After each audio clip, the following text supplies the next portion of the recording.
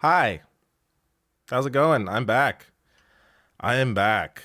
I took a week off, a solid week off. Didn't even prep any videos, which is not what I would normally do. But there was no way I was going to do that again. Earlier in the year, I think March or April, I took a week off, but I prepped a lot of videos ahead of time. Took a long while. It was, I mean, I already worked too much, and that week was insane. So I wasn't about to do that again. So instead, I just thought, you know what? Let's just kill the channel for a week and see what happens.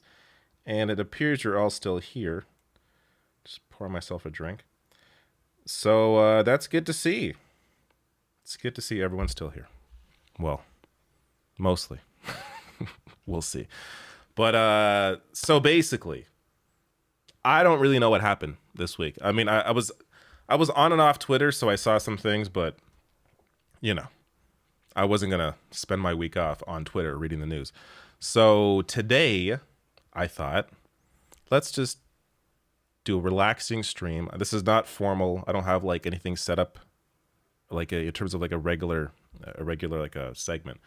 But I'll go through various stories I saw pop up. Whatever you guys discuss, send me or bring up in the chat. If I catch it, I'll also discuss. It'll be easier if you send me a super chat with that information. But even if you don't, I'll see what I can see on the chat. And we'll just have some fun, okay? So, by the way, this mug says, I like cats more than I like people. In case you were wondering. All right, so I covered the Queen dying before I left. And I mean, the couple times I turned the TV, I turned the news on, it was just wall-to-wall Queen. I figured, hey, she died. Okay, that's a day of news. Then her funeral, that's a day of news. I didn't realize it would be an entire block, the entire week, regardless of, you know, it was Canada. It was, of course, you know, of course, the UK did it 24/7. But even Canadian news and a lot of American news was just like wall-to-wall coverage of the Queen, which I did not really understand. But she died. I covered it.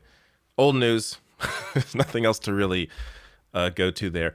Fantano had beef with Drake. Yes, he did. That's from Bathroom 64. That's a great name. Yeah, that was wild. So in case you didn't see, of course we'll get to some real stuff at some point soon. I got some tabs here. Anthony Fantano, who's the internet's busiest music nerd. He reviews music on YouTube. Got DM'd by Drake, randomly insulting him. And so I watched Fantano's videos, and this apparently he had an initial video discussing a fake DM of like Drake sending him a vegan recipe for cookies. So that was like that was his way of, I guess, kind of addressing it without ever actually discussing that Drake really messaged him. And then I guess the day after, Drake posted publicly the DMs he sent to Fantano earlier, and it did not make Drake look good. Then Fantano put out another kind video. So like Drake really has nothing to go off of. It was really I mean, Drake has a bit of an ego. I think that's clear. But as someone who has enjoyed some of his past music, his recent stuff is kind of trash. But like if you're reading this is still, or if you're reading this is too late, fantastic mixtape. But anyways, that was weird. That was very weird. Yes, the Queen's still dead. We gotta keep bringing up the Queen. Forget the Queen. DeSantis, okay. We'll get to some stuff. Let's start with whatever this is. I have some random clips. I don't know why I saved this. I never even watched the video. Maybe this is worth watching. Let me transition down here. Look at that.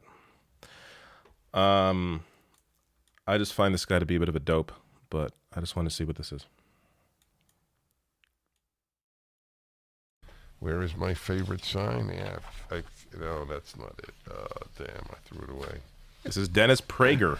That school sign that I saw, schoolroom sign that I saw in the New York Times. The world is better because you are in it. I don't know what grade it was. I assume something like 5th grade. What a stupid message. Plus, it's not true. What has any 5th grader done to have made the world better because he or she is in it?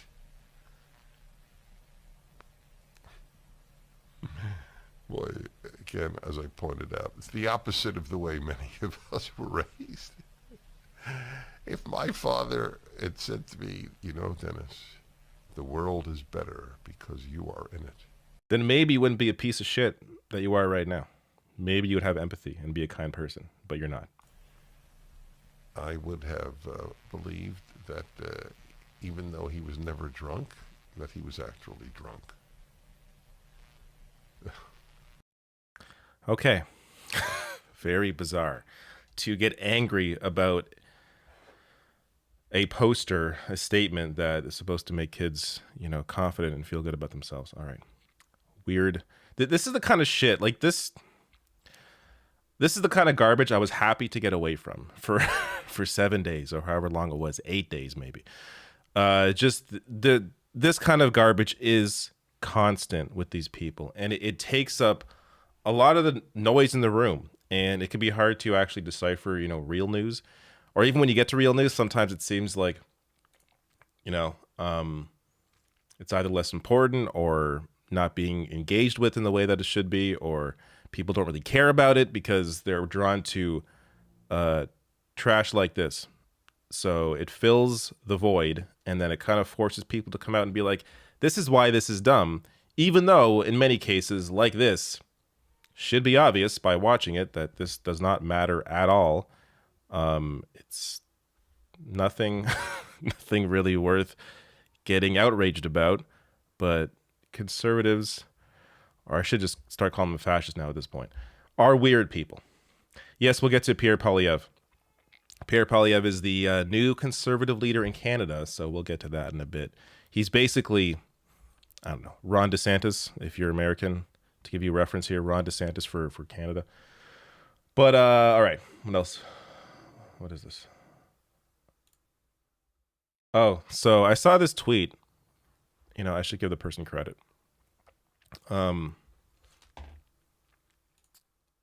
Somebody owns this. So this is Carrie Lake 2022. Who's running for governor. Somebody here on Twitter apparently bought the domain before she did. She offered to buy it from them. They said, fuck you. And then they made this website instead, basically outlining who Carrie Lake is. And I think this is brilliant. Here we go. Toby Morton.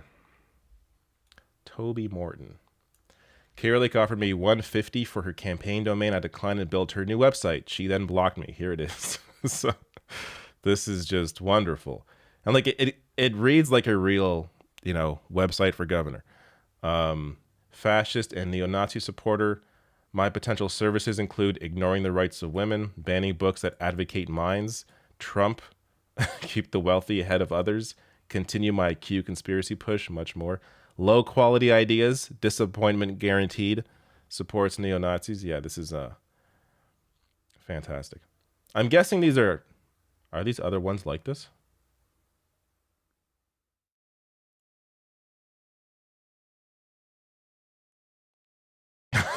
Let's keep it. I didn't know this was a thing this person did. They have like a bunch of Elise Stefanik, Kevin McCarthy, Blake Masters, Jim Jordan, Devin Nunes. Brilliant. I mean, the thing is, this will work on people. I mean, the ones that are going to vote for them anyways already know who these people are, but like the people that support these candidates do not find any issue with these websites and what they're outlining here. Devin Nunes, I like the images he uses. That's great. So I guess still building this one out. Brilliant. Good shit. Again, credit to Toby Morton here. Good job, Toby. All right. What else went on? I saved some more tabs here, but let me see what else is happening in the chat. Let me bring it closer so I can see what's going on.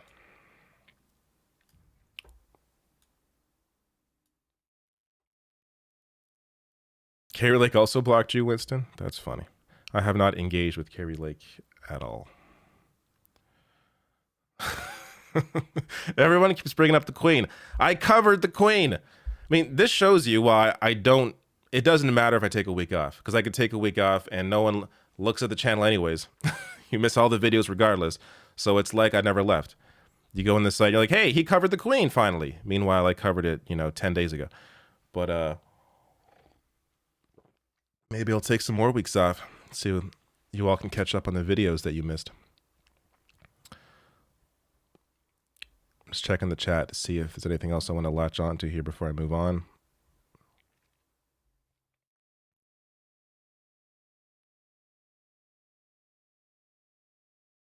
Okay. I think the chat cut off at some point for me for some reason. But just realized I have not tweeted this out. So you spoiled the fight. I didn't watch it. Canelo beat Triple G. I didn't have access. I mean, I guess I could have bought the pay-per-view, but I wasn't going to do that. That's I don't know. That's kind of sad.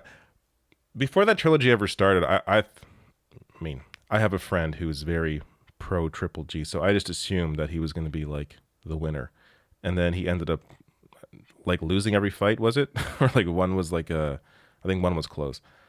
I think one was Triple G actually won, but not on the scorecard, and then I think he lost the other two.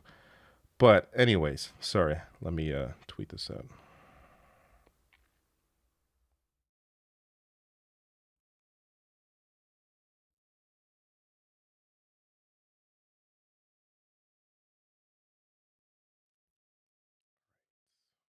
All right.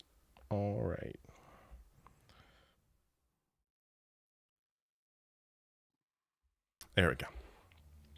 Tweeted. Yes, the Grand Theft Auto leaks are real. The new game was leaked early. Either it was hacked or it was leaked by somebody that works there, and Rockstar, I'm sure today, is not very happy. And it will likely delay the game now even further. If the source code is out there, which apparently it is, then they'll be worried about, hacks or ROMs being developed before the game's even out, and likely just they're going to have to do a lot of work to change it up. So that's unfortunate. All right. We will get to, as I said, we'll get to Polyev. DeSantis. Oh, yeah. DeSantis he flew migrants to like Martha's Vineyard. Hear about this? I heard something about this. Martha's Vineyard. Right? Is that right? DeSantis. All right. I don't know. You all know about this at this point. What am I gonna do here? Here's a clip from Durbin. What did Durbin have to say about this? Dickie Durbin. That's what we call him. Welcome back to Meet the Press. Good to be with you, Chuck. So I'm going to start There's zero chance for watching 9 minutes of this, but let me just find the part where they talk about this. with the stunt, I guess is the best way to call it, that Governor DeSantis did when trying to fund the flight of migrants in Texas that he claimed might have been coming to Florida. He had and sent them to Massachusetts. Is this loud enough? Here was his rationale for it, and then I want to ask you more on the other side. We are not a sanctuary state, and it's better to be able to go to a sanctuary jurisdiction. And yes, we will help facilitate that transport for you. All right. Do you think these bus... Question from Buckhorn25. Have you thought about uploading live takes on stream as videos, similar to Vosh, etc.? I have done that before. So when I do Friday live streams, those are cut up into videos, but those are also planned as videos. But I did a live stream. I've done several live streams where I've just brought a story up randomly and I've talked about it, and I have uploaded that. And actually, they tend to do pretty well, which is funny because that is way easier than actually planning out a video and ensuring I hit the points I want to hit in terms of educating an audience. But, people tend to like more free-flowing content, and I get that. At the same time, I'm trying to educate people, so I'm afraid I'll miss something if I don't like properly plan out a video. But I don't know. Maybe I'll do more of this kind of content. Whether it's these bus tickets to the Naval Observatory, New York, D.C., or Martha's Vineyard, do you think... Sorry, I keep pausing this, but I keep seeing great chats here. This is from The Biz or Thebes. Says, just quit politics and become a JRPG tuber. It will be better for your sanity/sarcasm. Great message minus the /sarcasm. Because you don't understand my obsession. I just got Neo, the World Ends With You. I want to jump into that. Right now I have Shin Megami Tensei 5. I have this going along with Soul Hackers 2, along with Persona 4, which I just picked up on my Vita that I just found. Finally found my Vita. So I have 3 Atlas games right now, 3 JRPG Atlas games going at once. Neo waiting in the wings here. What else? Xenoblade Chronicles 3.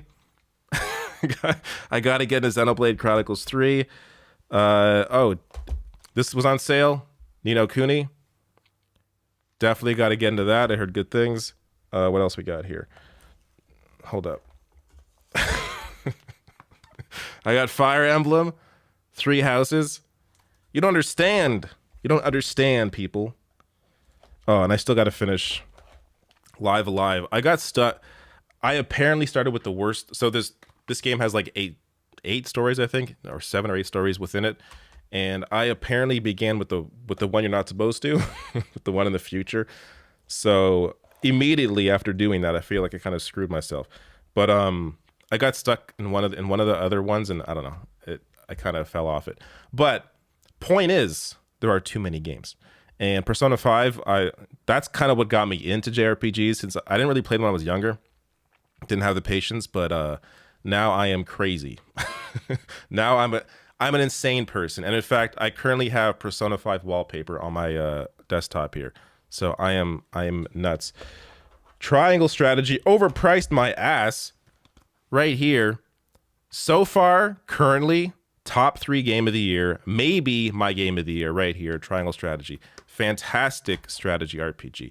Anyways, no PS5. I'm playing Soul Hackers 2 on PS5. Chrono Trigger I will get into because I also got my SNES Mini here I think that has Chrono wait, does it not? Does it have Chrono Trigger? I gotta check. But I know Final Fantasy 3 is on this, so I want to get into that. Anyways, sorry. Let's get back to Durbin here.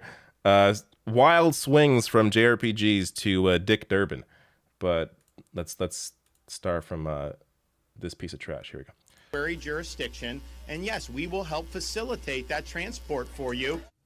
All right. Do you think these whether it's these bus tickets to the Naval Observatory, New York, D.C., or Martha's Vineyard, do you think the federal government should stop them and prevent them from happening?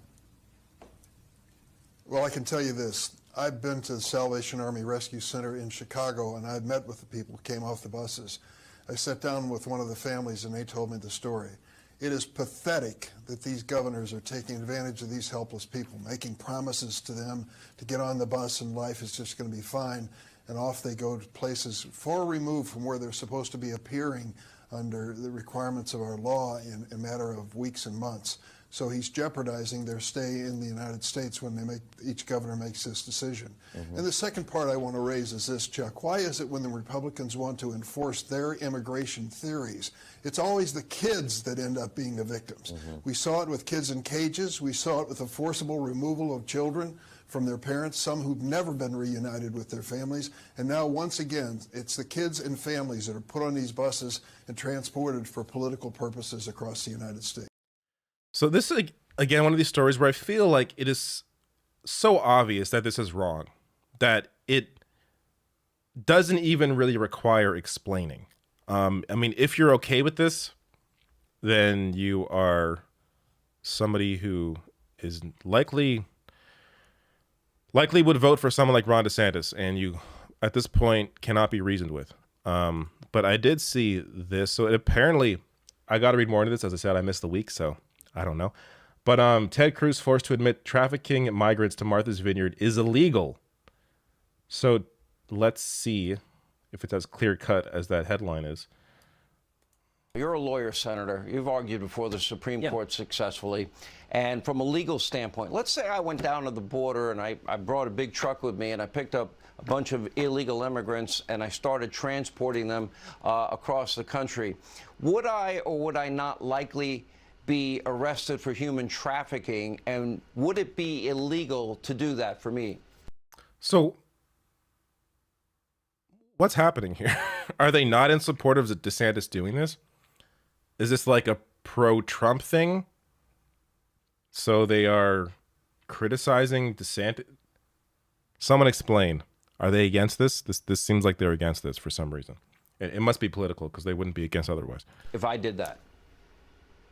For you, a citizen, you could easily be arrested, although, to be honest, Joe Biden's Justice Department wouldn't arrest you. But in an ordinary Justice Department, I'm a conservative. I that disagree. They'd arrest me. They'd arrest me. If I was a liberal, I'd get away with it. True. Yeah. But back to the law. The law is clear. These people are so awkward. It is clear, and right now, the biggest human trafficker on the face of the planet is Joseph Robinette Biden Jr. What is with this Joseph Robinette Biden Jr.? Like, do you have to say his full name when you're making your ridiculous claims?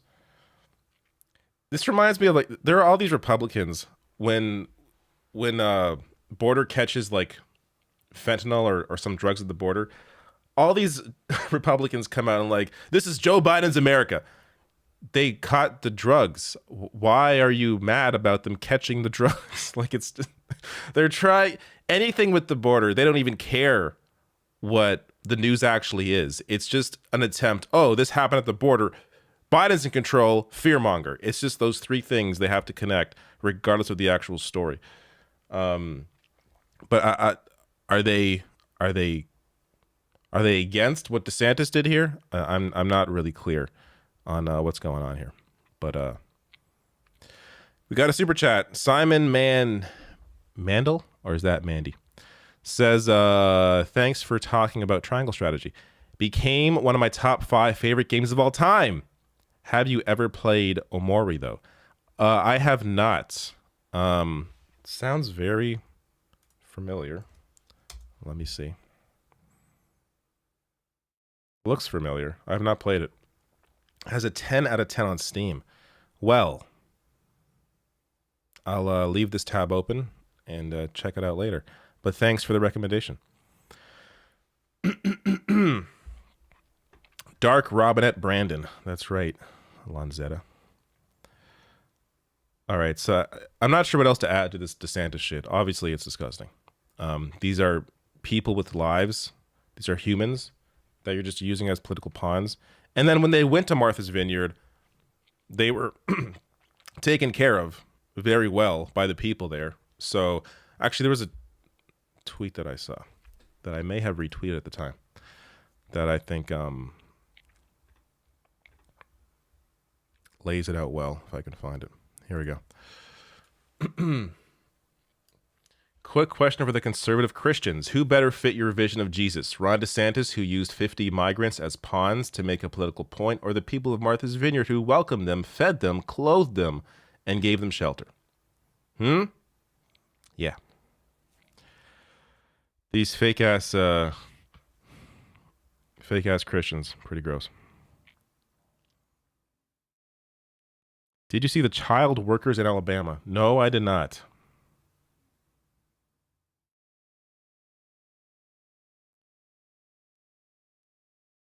Just joined. Well, welcome.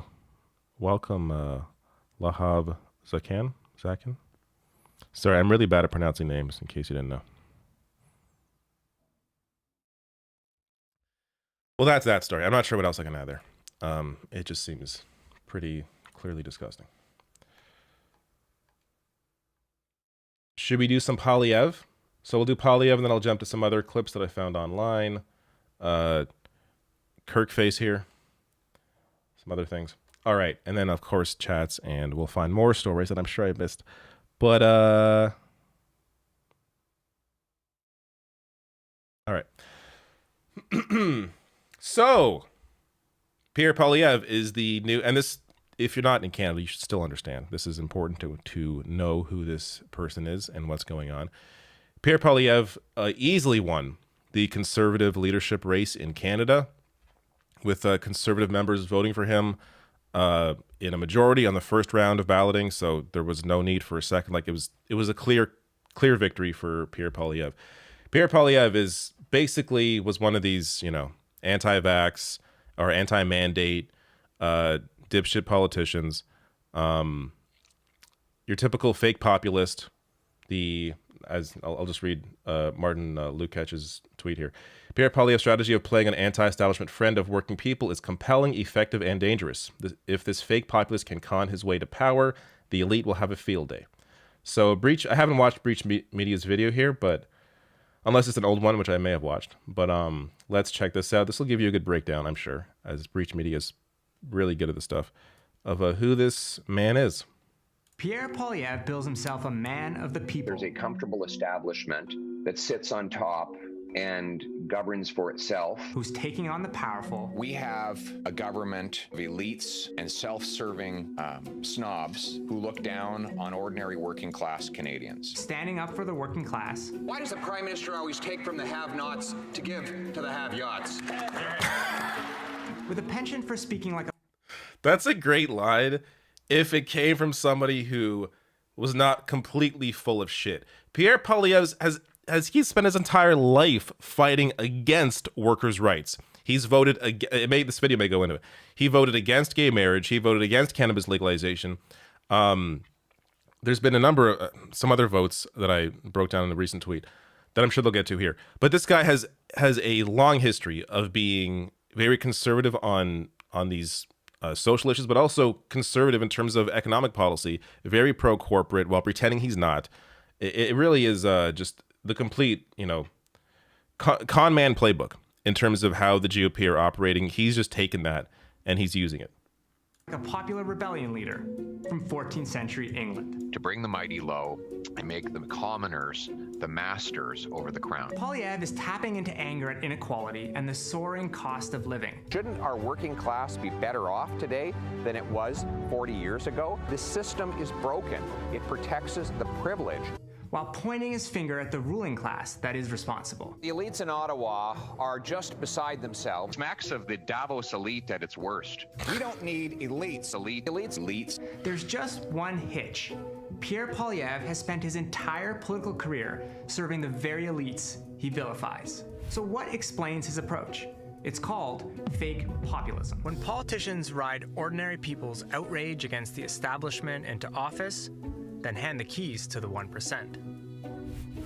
But don't take my word for it. Polyev has been consistently clear about his agenda since he was 16 years old.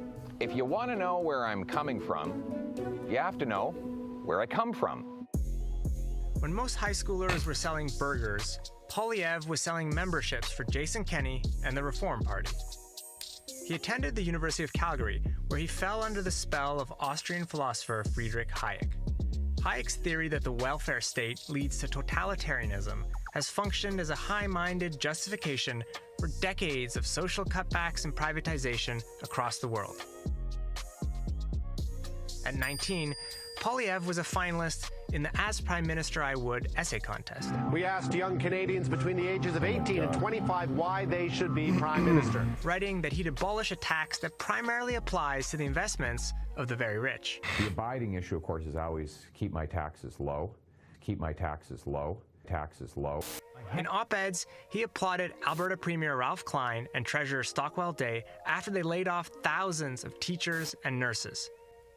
Elected at 24 years old, he emerged within Stephen Harper's government as the leading enemy of workers' basic rights. He helped push legislation to make it more difficult for workers to unionize, to collectively negotiate, and to go on strike. The best tools they happen to have against elites and employers. Union bosses. When migrant workers brought in by the government to toil on Canada's farms and in seniors' homes faced deportation, Poilievre's response displayed his special brand of empathy. That's why they're called temporary foreign workers.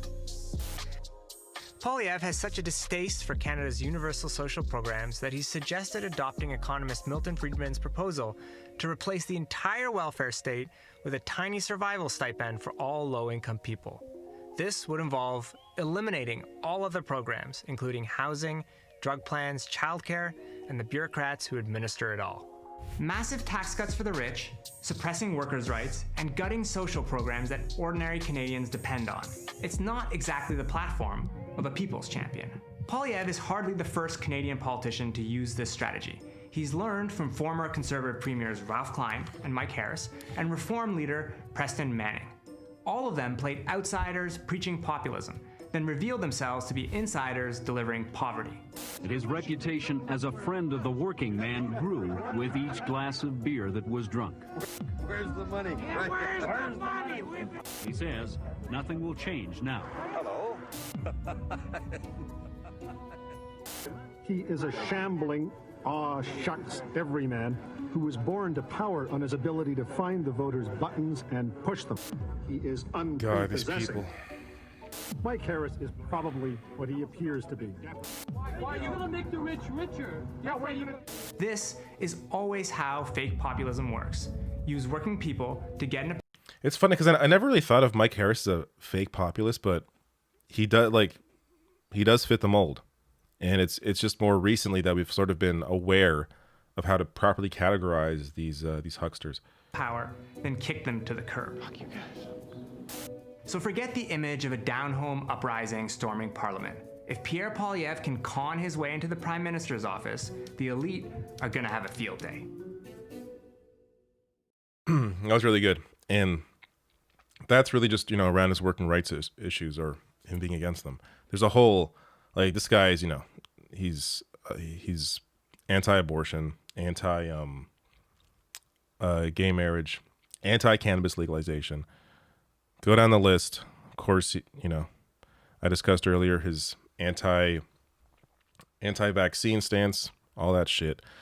Basically, think, again, if you're American, you came to this late, essentially Ron DeSantis in Canada. That's who is now leading the Conservative Party in Canada. Now, there's not going to be likely an election till 2025 because of the recent deal between the NDP and the Liberals. But if the Liberals don't hold up their end of the deal, then the NDP can back out of it, and there could be an election called earlier than that. But, anyone that doesn't take Polyev seriously or like his possible success seriously is doing a disservice as a journalist, because he definitely can win for sure, regardless of shit like this. You got a Quebec MP quit the Conservative caucus. This sent a lot of the media into thinking, oh, this was a terrible week for Polyev. It's his first week. Regardless of what happened this first week, it's going to be forgotten about. No one's going to care in a few months, let alone a few years when the next election happens. So, like, none of this is going to affect Polyev at all. In fact, this could help him, in terms of consolidating a lot of the vote, bringing the People's Party people back into the Conservative Party, and then have... the only issue really, I guess, for the Conservatives is, can they keep those liberal conservative voters that they... tend to keep in elections, but I feel like there aren't many of those people left. Like, if you're still aligning yourself with the Conservative Party, you more than likely, at least based on how Polyev clearly won his leadership race, you are likely in the Polyev direction. So, I don't know. I also saw this. Pierre Poilievre's first presser was a Trumpian disaster, complete with a fundraising "I'm a victim" email campaign. So, he called again, I was on vacation, but my understanding is he called a press conference to basically complain about the press. But let's see here. Okay, maybe this is a video. Confronted Pierre during the presser. So a journalist confronted Pierre. He didn't take long for Pierre to label the first person to confront him a liberal heckler. He took less time to pull a full Donald J. Trump and launch a victim fundraiser meant to separate idiots from their money, kicking off the "Media is the Liberal Enemy of the People" tour. So, according to this, conservative here, Polyev destroys legacy liberal heckler. And here we are today with 40-year highs in inflation, where Canadians are spending more just to feed themselves, to heat their homes. I saw the 22 minutes clip on Polyev. I would share it if I didn't think that they would actually, they might not copyright it. That is CBC, right? Because that was actually a pretty, I don't admittedly watch a lot of Canadian political comedy, but I did enjoy their little video, but I'll play this first. With 40-year highs in inflation, where Canadians are spending more just to feed themselves, to heat their homes, and to buy a home in the very first place. The reason that, So, we have basically a liberal heckler who snuck in here today to, right. Are you going to let me make my statement? From the guy who actually reported first on the Prime Minister breaking the law. Yeah. Are you going to let me make my statement? Ask a question. Say, yes, I've actually never seen you heckling the Prime Minister. Before. Ask Minister Never seen you heckling the Prime Minister. Look, bottom line is this. Yes, I will taking two questions at the very end. It's hard to know what's going on here because I only hear one side of the conversation. Thank you very much. So I'm going to start my statement again, and hopefully this time without interruption from the liberal heckling gathering here, and we'll speak directly to Canadians so that they can hear what the new leader of the opposition has to say. I'll begin again. Okay. I want to find this 22 minutes comedy. Comedy bit on Polyev. But let's see if there's more here. Global is owned by a very conservative leaning group. Yeah, first, the idea that the media is, I guess, neoliberal, but that's conservative. It's economically conservative. So Global is owned by a very conservative-leaning group of shareholders like the Shaw family. David Aiken was a conservative-leaning reporter at the Sun. so, in case you're not Canadian, the Sun, very conservative. He worked for the Sun, and he's calling him a liberal heckler. Okay. And then, of course, he did a fundraiser. Pierre Poilievre now fundraising off David Aiken. In an email this evening, Polyev asked followers to give him money so he can go around the biased media. All right. I do enjoy how hard Dean Blundell tends to go. I love how fucking soft he calls Pierre Poilievre PP. Just like, it's so dumb, but it's the kind of shit that like conservative media would do to the left. I think it's great. For the first time in a 6-month beer haul. Okay. I don't know if we can gotta keep going on all this, but so yeah, he used it to feign disbelief about what happened. Oh my God, you won't believe this. I couldn't believe it, and it happened to me. Today, I was delivering a statement about how Trudeau's inflation is hurting everyday Canadians when someone started shouting. First, they hurled obscenities at, and then started shouting at me. Was some left-wing protester? Maybe. Maybe it was a Liberal MP or staffer. No, it was a member of the media. That's right. Am I saying his name right? Aiken? David Aiken? I think it's Aiken. From Global News was swearing, shouting, and heckling. He wasn't interested in hearing what I had to say, and he certainly wasn't interested in reporting it in an unbiased way. This is what we are up against. It's not just the Liberals with all the advantages and resources of the federal government at their disposal. It's the media who are no longer interested in even pretending to be unbiased. They want us to lose. Okay. All right. Sad little bitch. And by the way, you're going to have a lot of people in the media because of this is how the stupid ass media operates. And yes, they are stupid, not because of this, but for other reasons. They will now feel intimidated by this kind of trash, and it will go above and beyond to show how unbiased they are by giving overly favorable coverage to people who might as well be fascists, or even if they are not actually in their minds fascists, the people they align with are.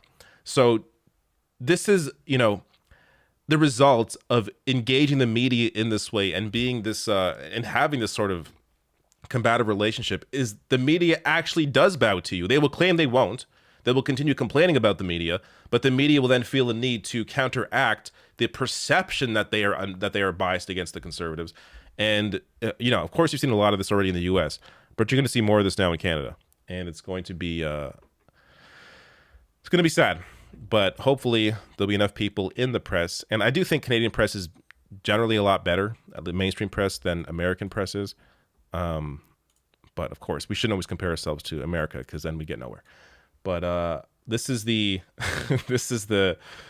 Pierre Poilievre is a regular guy. This is good. Good morning, Justin. Wakey, wakey. Have a seat. By the way, there was an ad with Pierre Poilievre. Actually, maybe I should show that first if I can find. That's what they're parroting here. Is this stupid Pierre Poilievre ad?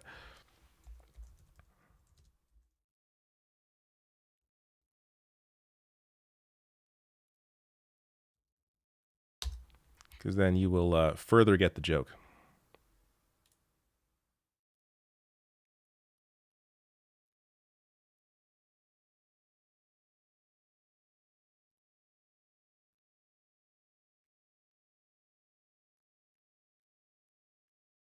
Just gotta find it.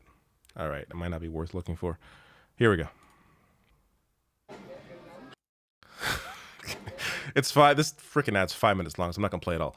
But let's just start with the primer here. So here's what it is parroting.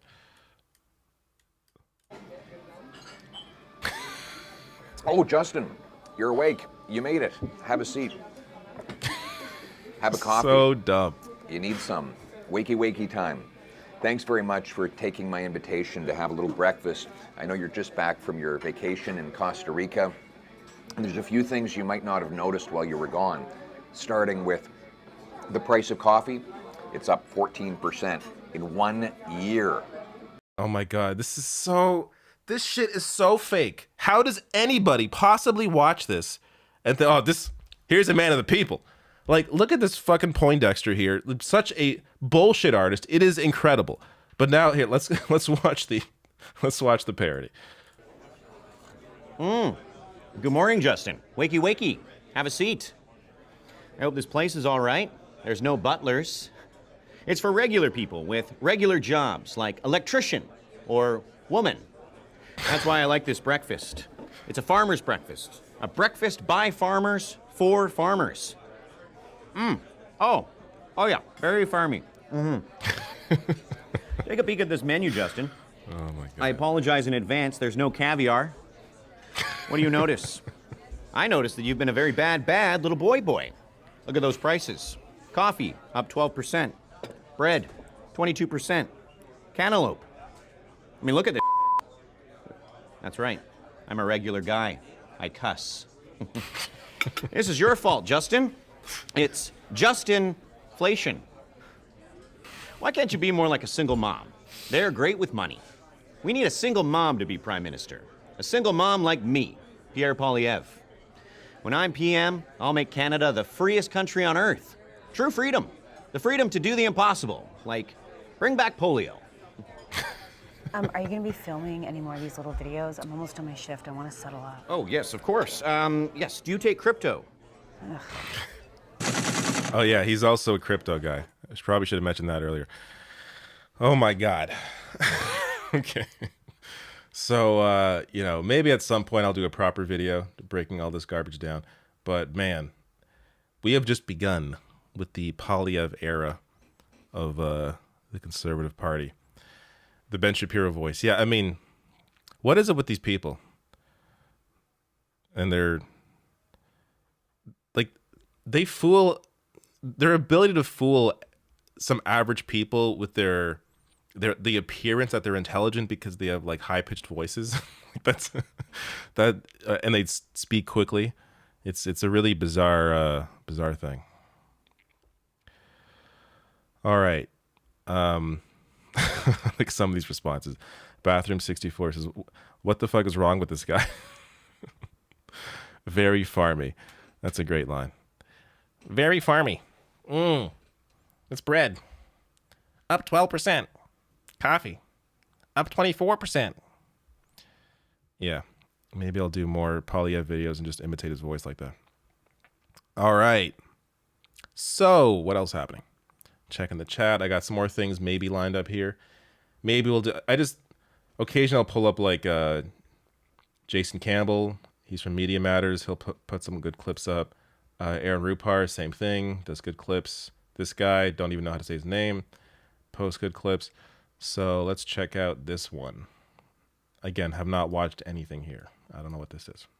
First of all, let me say that I do wear makeup only when I'm on television, so I want to make sure I make that very clear. I don't wear makeup otherwise if I wasn't going to be in front of bright lights. I actually don't have any on today, but if I go on cable TV and those bright lights, you do need a little bit of powder.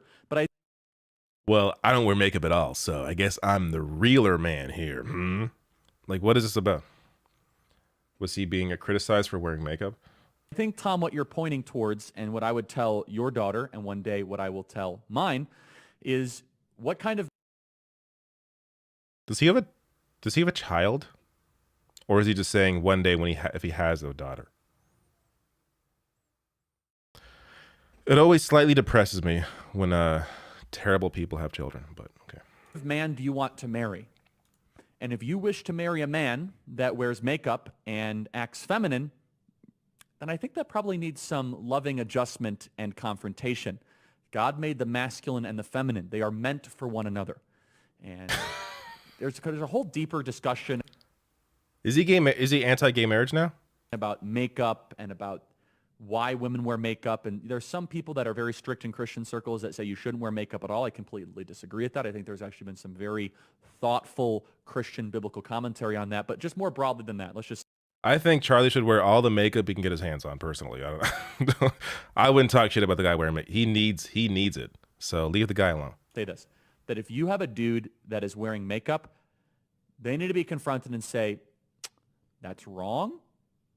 why don't you just work on maybe getting your testosterone levels up a little bit? By the way, that is a very interesting segue. The American testosterone levels have decreased tremendously over the last 20 or 30 years. Is that because of men wearing makeup? Like, what? Again, the shit they focus on. Earlier, Dennis Prager and the message he saw as a, I think he said as when he was a kid, on like a sign in the classroom saying the world is better because you're in it, or like men wearing makeup. These things are not at all important, but they, first of all, in most cases, they try to make nothing into issues, or they just completely make up stories or blow something up that was never actually intended to be viewed the way it's being viewed. And they make, you know, a whole outrage machine around it. And then because they are all very consistent in terms of how they cover these stories, they often blanket the airwaves with the exact same message. It takes over the mainstream media narrative, forcing the mainstream press to then, have some time dedicated towards whatever the big discussion is. You know, you've seen with CRT, you've seen with Mr. Potato Head. What else? I mean, these things are endless. Those books that were canceled or that were taken off the shelves, Dr. Seuss books, like things that otherwise would have seen no coverage because, like, for example, the Dr. Seuss books, they were ones that nobody was buying, nobody even knew they existed. In terms of Mr. Potato Head, they were just changing the main title to Potato Head because they are selling Mr. and Mrs. Potato Head under the Potato Head line. They didn't remove Mr. and Mrs. Potato Head. So, like, again, complete non-stories, but they turn them into something because they are all covering them at the same time. And, you know, as obvious distractions while completely ignoring what is actually going on in terms of wages, rights being stripped away, rising fascism, people supporting or claiming the election was stolen when it wasn't. Like, those are the actual issues that they then use or that they then distract from with garbage like this. But this is what they do. And this is why I was glad to be away for 7 days. Didn't have to touch or look at any of this trash. But here I am back early on a Sunday, working on a Sunday. So I hope you appreciate it. Thank you, Ohms, for your $20. Wow, very generous of you. Thank you so much.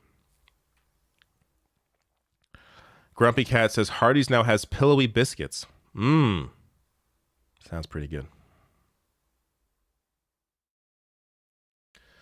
What else is here that I can just easily access? The hell is this?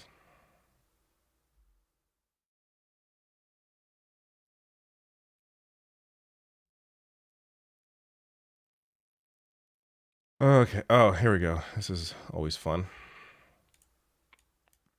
Elizabeth says a lot of activists are pushing for puberty blockers on children, and some are even saying that everyone should be placed on them until they can decide which gender they want to be. I know that sounds nuts, but that's actually true. How can we put a stop to this kind of insanity? Wait, what? Elizabeth says a lot of activists are pushing for puberty blockers on children, and some are even saying that everyone should be placed on them until they can decide which gender they want to be. I know that sounds nuts, but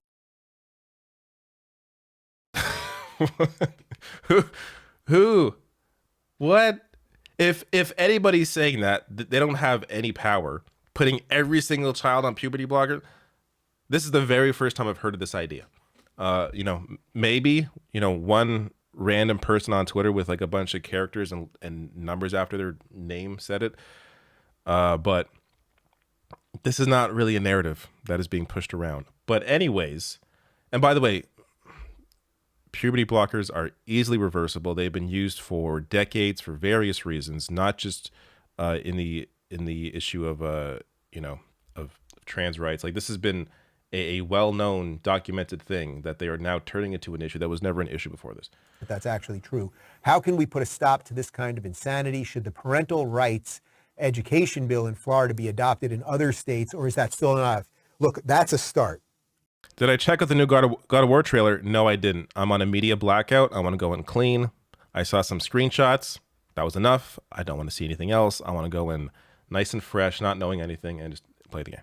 That is a start, but it is not enough. So first off, of course, every state should model the Don't Say Gay bill, which had nothing to do with being gay, and simply that you do not want 6-year-olds being taught anything about sexuality or gender by state educators, and especially if they can keep that information private from the parents.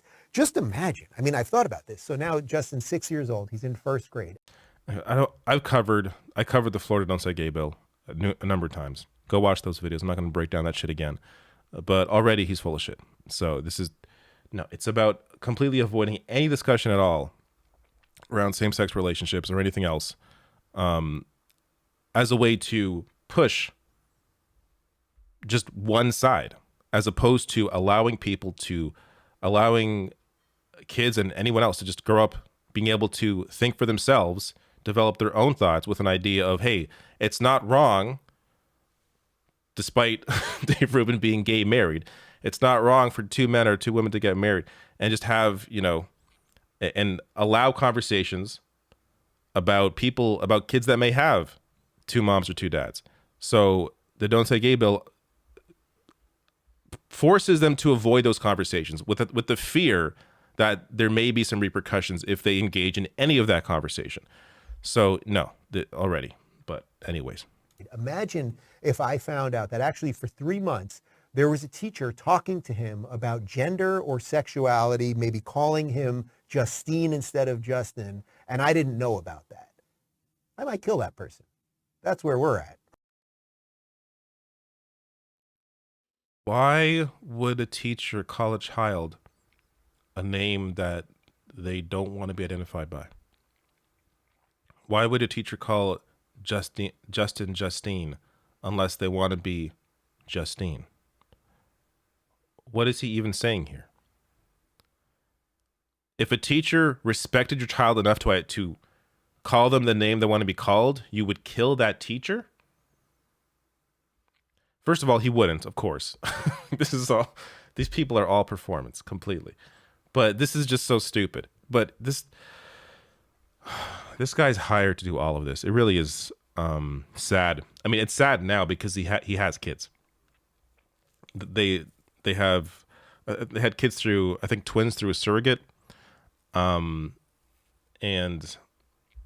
they're now being raised by this disgusting individual who is selling out who he is as a way to make easy millions, because he is a complete moron.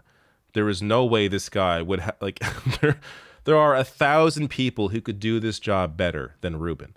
But he is here because he was once on TYT and he left the left. So now he's an asset as somebody who was gay and sold himself out for money. It's completely gross. Right? So unless you don't want these people killed, and I mean this somewhat flippantly, they want to abuse children. They want to abuse children. That is abuse. I don't mean that as overt sexual abuse, but it is an abuse of a child.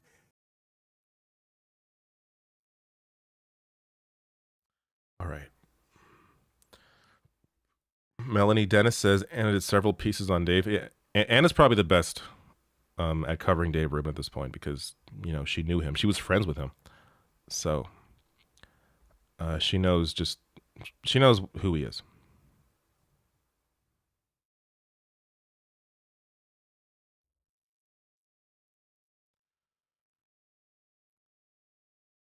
Checking the chat, sorry, in case you're wondering what I'm doing here. Seeing what else is going on.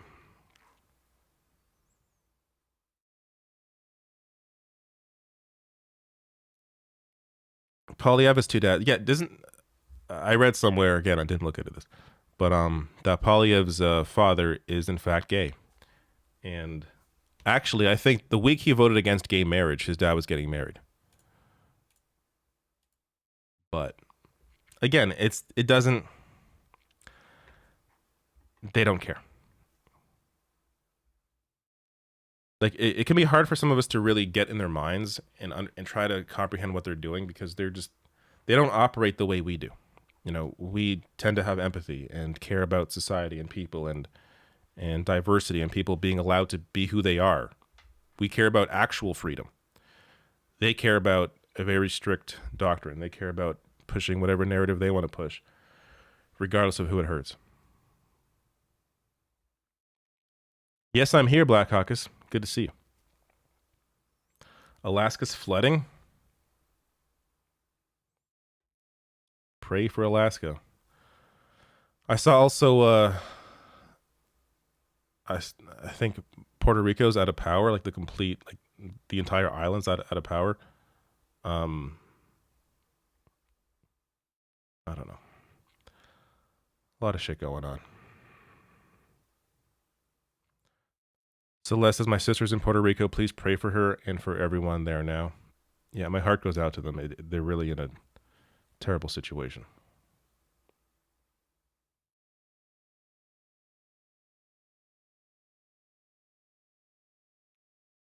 Mark says Alaskan hurricane. What?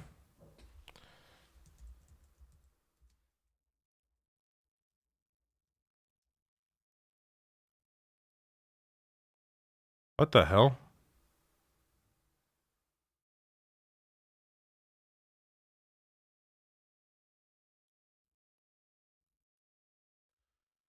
Alaska brace for impact of historic level storms from yesterday. Remnants of Typhoon Merbok could bring hurricane force winds. Oh my God. I did not know about this at all. I was just in, actually, I just visited British Columbia. Anybody here from BC? Just there for the first time in nature, enjoying my week off, and very, very nice place. Very nice place. It's weird. I've been to the West Coast several times, but never in Canada. Like I've been to San Francisco, I've been to LA, I've been to Portland, been to Seattle. First time in British Columbia.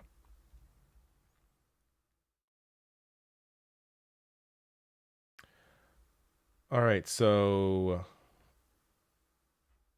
this is a day old. Let me see if I can find what happened today.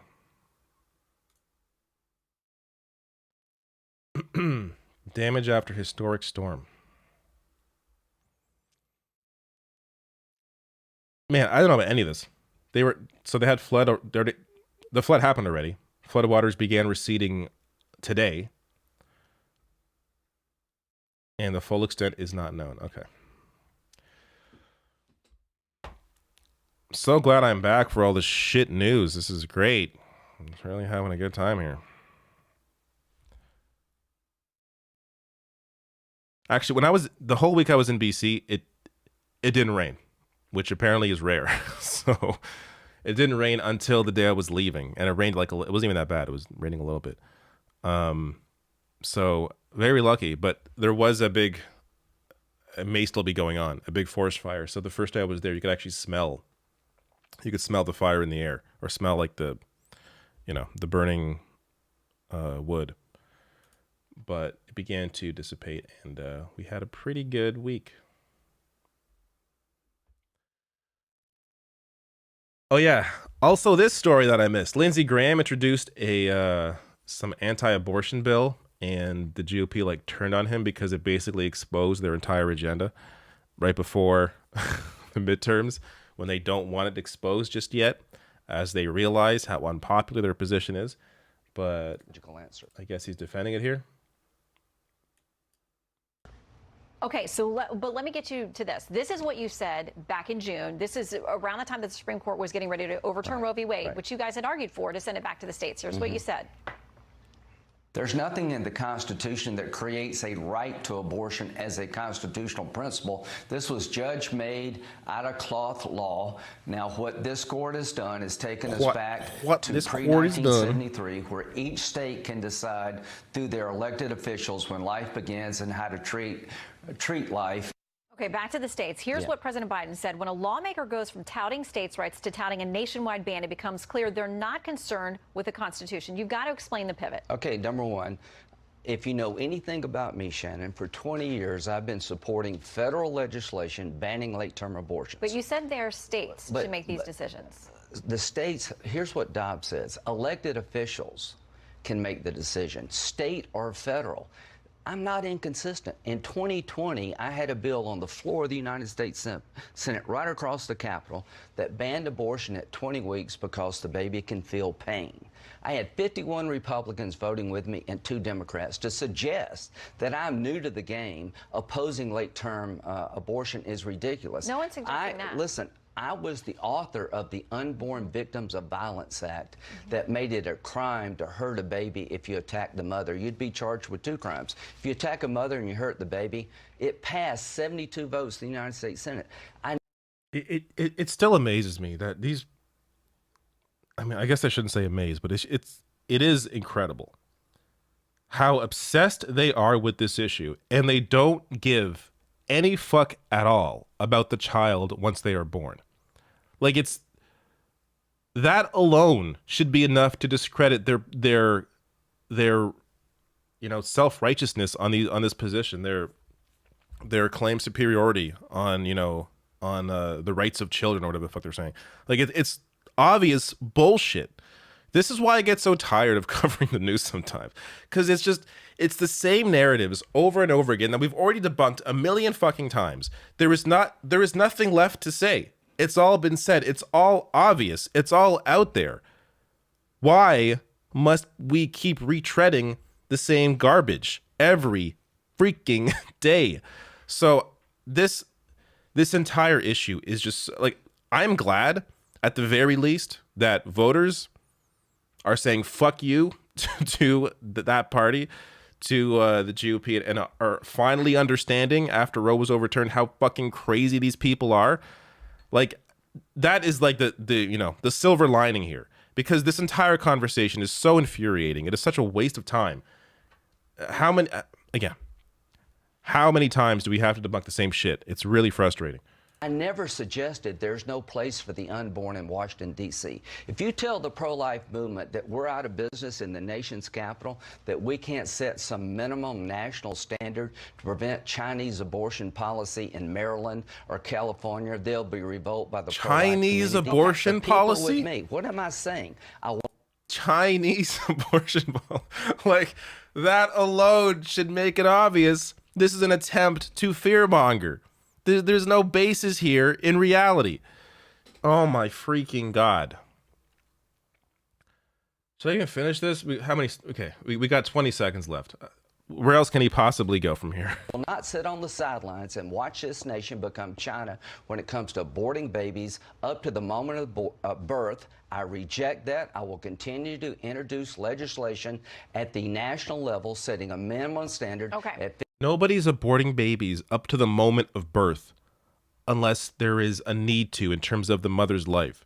Like, no one's like, oh, I carried this child for 9 months, but the day before he's going to be delivered, no, I changed my mind, abort the fetus. That doesn't happen. Like, some of the hardest work is carrying the child. I know, as someone who went through it myself. I didn't, but my partner did. It's a lot of freaking work to carry a child to term, to carry a fetus to term. So the idea that at the last second, after going through all of that for 9 months, you're going to be like, oh, change my mind. Nope, don't want it. It's so stupid. But this is the narrative they have to push through. They just make shit up to get outraged about, and they get people who don't know anything outraged about it. But I think most people, based on polling, know better. This is how we should look. I mean, this is how his soul looks right here. Just these fucking zombie eyes. This is Lindsey Graham, how we should look every day, all day. Because this is what it looks like. This is him. Disgusting, disgusting person. Okay. Oh, we still got 6 seconds. Okay. Let's see 15 weeks, no abortion except for life, rape, save the life of the mother of rape. Okay, nothing else is there. All right. Wow, that was so good to be back. So good to be back. I could be doing anything else. No, I mean, look, I enjoy what I do, but I just hate the shit I have to engage with. It really is. it can get a little exhausting. Oh my God, maybe I should just no. Like, what can my heart take right now? Ted Lieu, what's Ted Lieu saying? By the way, I do agree with Donald Trump that if he were indicted, the country would see problems we've never seen before, because there would be a large, spontaneous amount of people dancing in the streets. And we need people to deal with that. And that's actually what happened when he got kicked out of office. People went and danced in the streets. That is true. That is true. That, like, the Republicans and Trump, of course, keep trying to claim, oh my, if they go after me, it's over. The country won't stand for it. Actually, I think the majority of the country will stand for it, and they'll stand dancing for it. So, no. They live in their own bubble. Of course, they have their own diehard fans that are complete lunatics, but the vast majority of people do not side with their trash. This was really bizarre. I'm not sure if you caught it. This was the end of his speech, and he's like talking about how shitty the country is to like some dramatic music. But now we are a nation in decline. That music wasn't at, this music apparently is at the rally. It wasn't added later. We are a failing nation. We are a nation that has the highest inflation in 50 years, and where the stock market finished the worst first half of the year since 1872. Likewise, we are a nation that has Letter Hack, yes, I'm back. By the way, check out Letter Hack's live stream. I think, what is it, Tuesday, you said? Advertise yourself in the chat. He'll be doing a live stream, which apparently involves me. I'll be drawn, I think. Something like that. I'm going to check it out, though, because I'm a narcissist. No, but Letter Hack does amazing, incredible work. Check out his work. the highest energy Monday. His live stream is Monday at 9:30 p.m. Eastern time. There you go. costs in its history. We are no longer energy independent or energy dominant as we were just 2 short years ago. This music is so... We are a nation that is begging Venezuela, Saudi Arabia, and many others for oil. Please, please, please help us, Joe Biden says. Yet we have more liquid gold right under our feet than any other country. We are a nation that is consumed by the radical left's Green New Deal. Keep in mind while you're watching this that Ben Shapiro called Biden's speech the most divisive speech he's ever seen a president give. Meanwhile, every single Trump speech is completely batshit insane. Obviously, incredibly divisive. Just so off the wall stupid. Oh my God. I don't know. Nobody could possibly claim that Biden's speech correctly identifying how there are people who want to claim an election was rigged when it was not is somehow divisive or separating the country when he's pointing out facts. Meanwhile, Trump is just living in la la land. Yet everyone knows that the Green New Deal will lead to our destruction. We are a nation whose leaders are demanding all electric cars, even though they can't go far, cost too much, and whose batteries are produced in China with materials only available in China, when unlimited amounts of gasoline is available inexpensively in the United States, but it's not available in China. We are a nation that ended Nunya Business says, hold your boogers to the sky. That's what they're all, they just pick their nose and like, check it out. That's the level of intelligence in that group right there. Reached an all-time high. Speaking of boogers, I gotta blow my nose. Oh man. That is just... What complete insanity. Complete insanity. Chinese materials. Batteries designed by the Well, maybe if you invested more in, renewable energy, you wouldn't be complaining about this. Jesus Christ.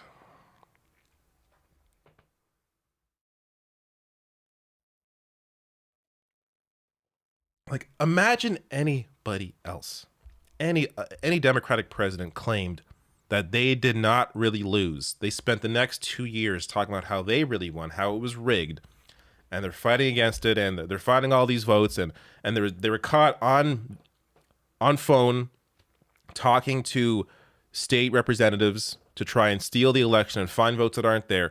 Like, can you imagine? Can you imagine? There's no conversation here. This guy belongs in jail for the rest of his fucking life. Just a piece of garbage. And that's just like one of the crimes, let alone all the other ones. Oh my God. What do we got here?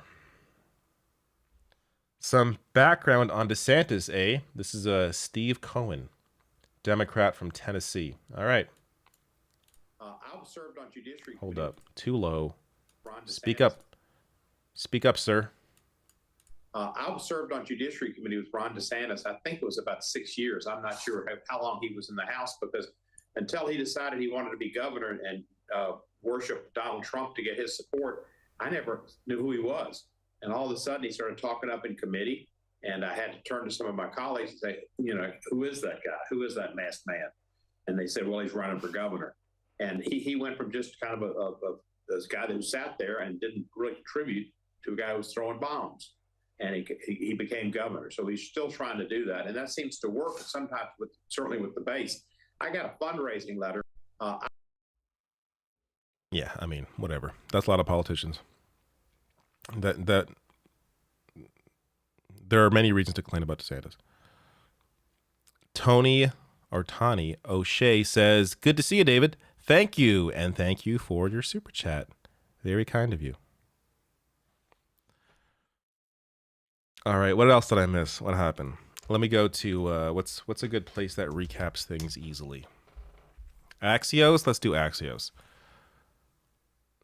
They tend to have just, some major headlines of things going on. Puerto Rico loses, I talked about this earlier, Puerto Rico loses power across the entire island as Hurricane Fiona hits or nears. Jesus.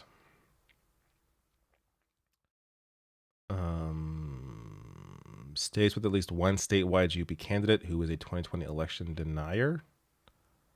Oh my God. I mean, that's the Republican Party. That is the voter base, and that is the politicians, because they're not, the vast majority of them, from what I've seen, are not pushing back against Trump's claims, unless they're, retiring.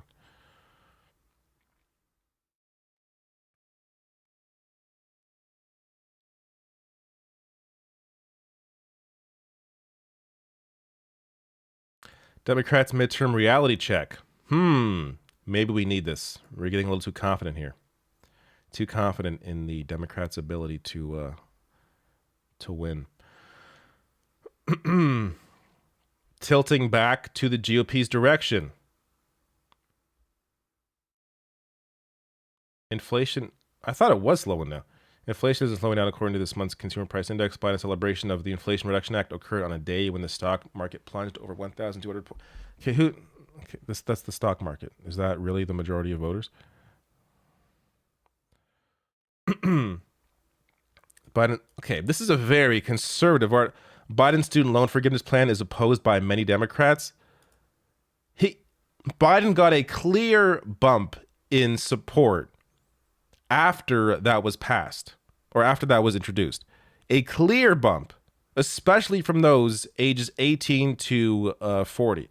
It was clear and obvious that was a major boost to his approval rating. So this is not even, if that's the framing we're going off here with this article, it's hard to, put much in the rest of this piece. But let's be open-minded and see what else they're saying here. New York Times Siena poll released Friday shows 49% of respondents favor the cancellation. So what's the problem? So the worst number I've seen is about half of people support it. And I bet you that isn't even the full story. But am I really going to read all of this? Probably not. Right now? No, I don't think so. Oh, maybe I will. Looks pretty in favor for Democrats to me.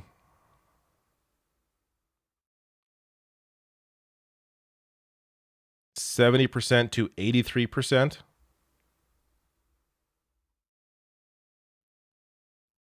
Okay, whatever. We'll be here. What is this giant ad? All right, I don't know. But it is good to, temper expectations to ensure that you are, if you're in a state that needs to be engaged and voted in, if you're voting for a new senator, or regardless, make sure you vote. Voting is important. It's not, everything, but it's one of the few ways you have in a democracy to make your voice heard. It's one of the few tools you have. Might as well utilize that tool. Thank you for becoming a member, Tony O'Shea. Or Tani. Again, I can't do names, but thank you. Thank you. Because I knew someone in school who was Tawny, and then I've also known people with an I that it was Tony. You never know.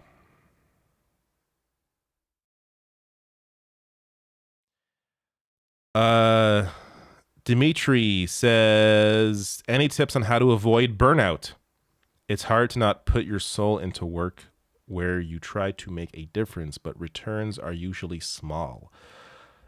The only way I can avoid burnout is by doing things that aren't this. So, taking entire weeks off when necessary. It's been necessary for a while, so I'm glad I finally took an entire week off. Playing lots of video games. Playing lots of video games. I got 3 here now. Actually, I got more here in front of me. But video games definitely for me are a big burnout avoider. Being with my child, which is what I do most of my day when I'm not working, is massive boost to my life, to my well-being. Going outside, going for a walk, exercising definitely helps. I haven't done enough of that recently, but I know when I've done that, it definitely helps. Exercise for sure. That's all the main ones. I mean, if you're in a place where it's legal, like I am in Canada, cannabis definitely helps as well. Then again, don't depend on it, because it can turn into, it can work against you if you do it all the time.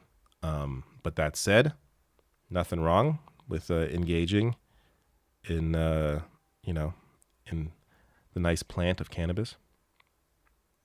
The rail strike that happened when I was gone. Yeah, I haven't touched that here. I feel like there's a lot that I cannot properly really break it down here. Did they agree to the deal?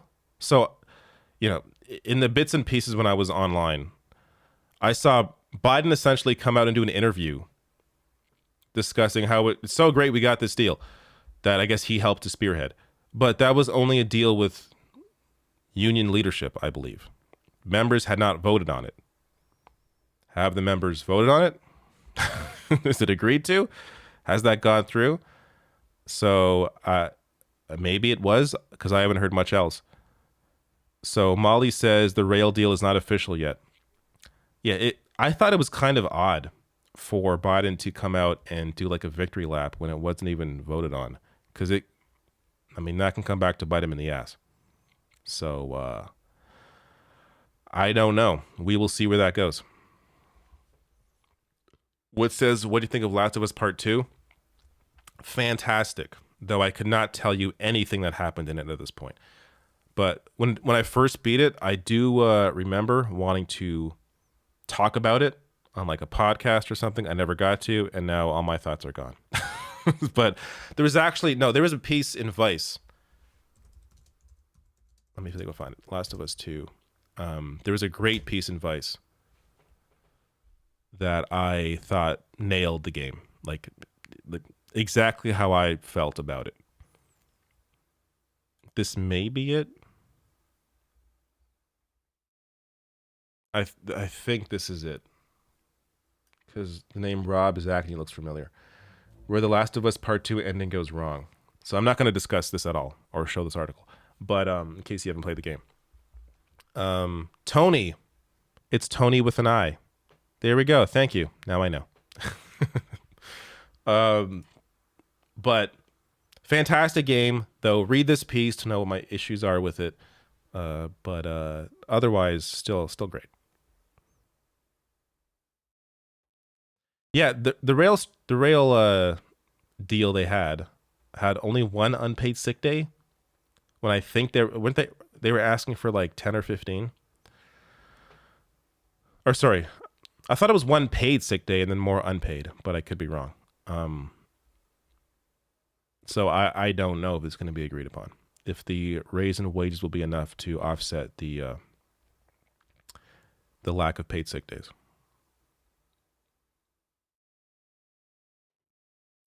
Yes, like the stream. Definitely like the stream. Black Caucus says, like the stream, hit subscribe, obviously. Why would you not be subscribed at this point? And hit join if you're so inclined, or send a super chat. I will get to your super chat. And oh shit, I missed one. I am so sorry, Lawn Gnomes. I don't know how I missed you. Speaking of DeSantis, looks like he could be charged for some felonies, or at least conspiracy to commit, because of his Martha's Vineyard human trafficking stunt. Yes, I was hearing something about that. Thank you for clarifying. Yeah, I hope so. You know, we often hear, oh, this is illegal, and then nothing ever happens.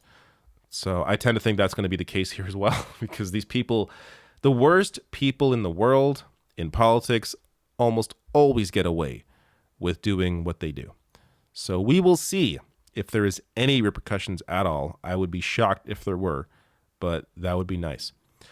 John D. Rocky, thank you for your super sticker here with a coffee mug. Thank you. I do enjoy my coffee. And I think I got the rest. Yes, okay.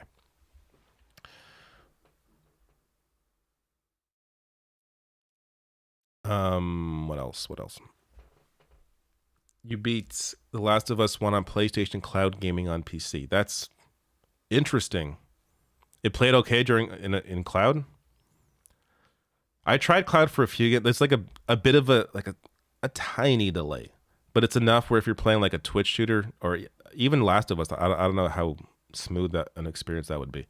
But like an RPG, it's fine. Like a turn-based RPG, but definitely play the second one when you get a chance. And avoid all spoilers before playing it. Like, you do not want to know what's going to happen.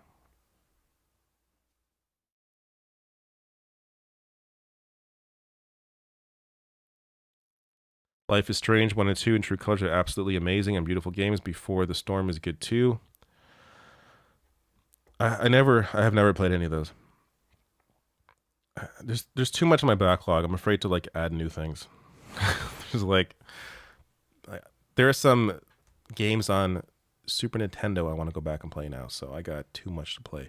But I do hear Life is Strange is good. Or what is it? Life is Strange.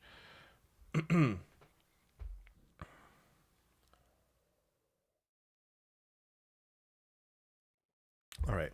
Quickly here, what else? Anything else happen? Okay, whatever. I'll check the polls later on, see where things are going. See, and then okay. This article is about how Democrats are not doing as well as it may seem, and then it gets down to Tim Ryan, who I thought was losing right now to JD Vance, but apparently they're claiming polls still showed Tim Ryan ahead of JD Vance. I mean, if anything, if any of these Senate races, the ones that are close, if any Democrat's going to lose, it's probably going to be Tim Ryan because he's just not all that interesting. But I don't know.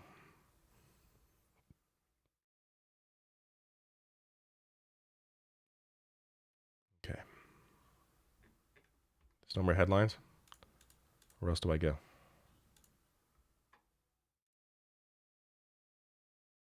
All right, forget it. Well, that was good. Now it's over. Baradactyl. Great name that I was able to figure out. Says, you know more about Americans' politics than most. Love. Well, thank you. I mean, I do cover it. So I would hope I know more than people that don't. But thank you so much for your super chat.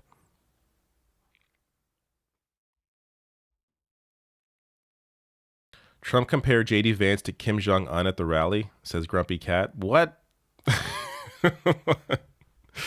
In what way?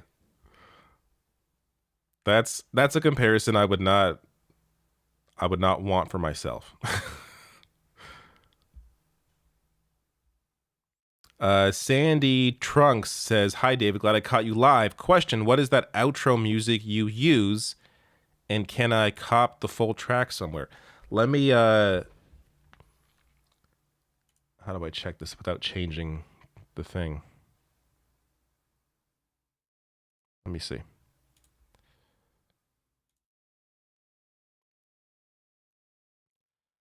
So the MP3 is sunrise_drive. I got it from the YouTube what the fuck is happening here?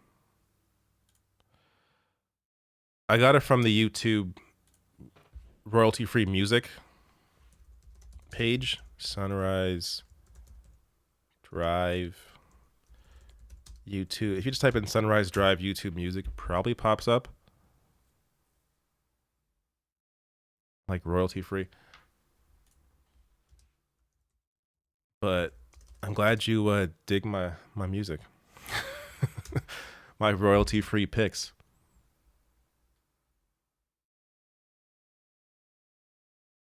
Let me see if this is it.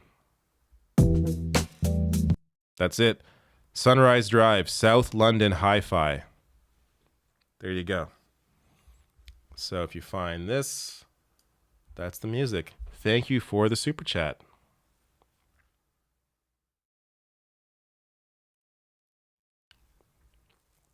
Did you see the GTA 6 leaks? Says Tijuana Taco Toker. Yes, I did. Yes, I did. Let's talk about that. First of all, sorry, someone says Platano says David looked like a cute high schooler on his vacation pics. Well, thank you.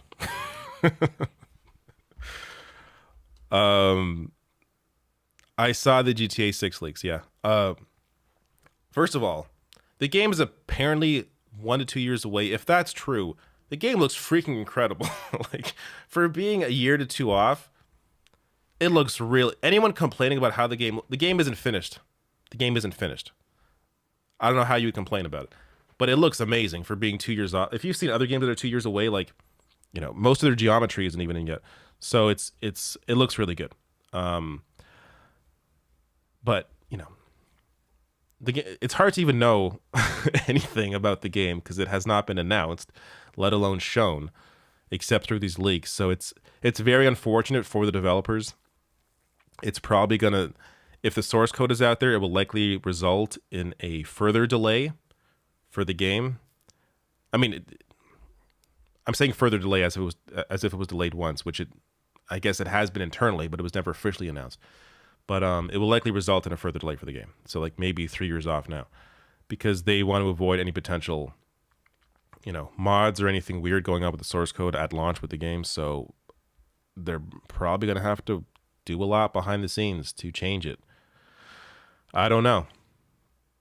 But Rockstar is like one of the most strict when it comes to how their games are handled before they're announced or before there's like a like the review window and that kind of thing with their NDAs.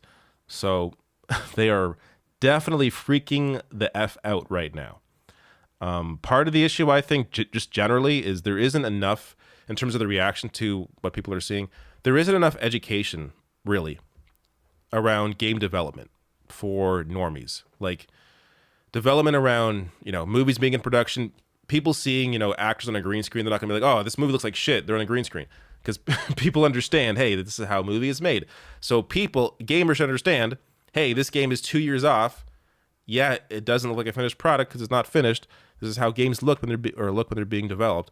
So, any kind of pushback to how it looks is just absurd, completely absurd.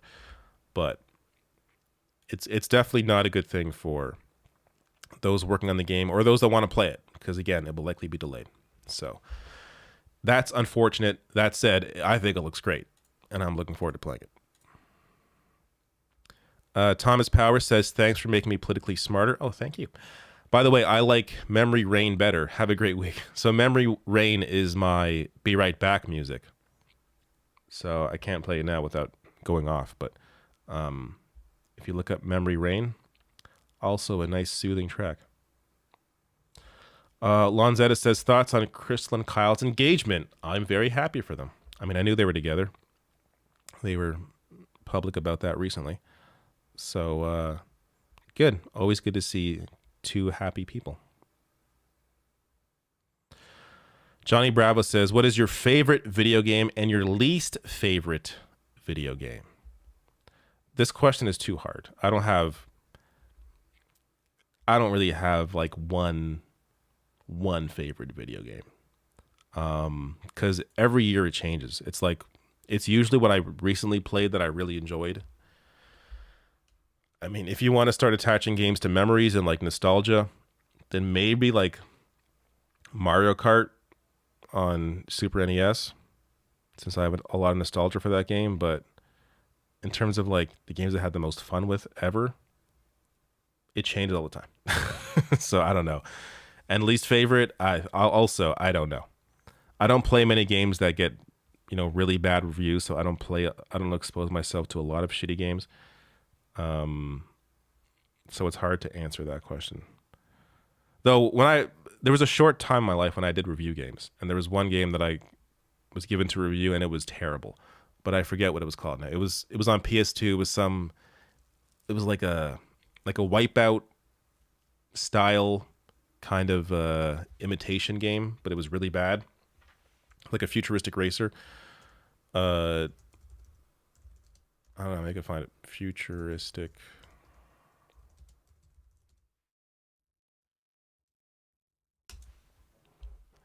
Like, it likely won't even show up because it was so bad.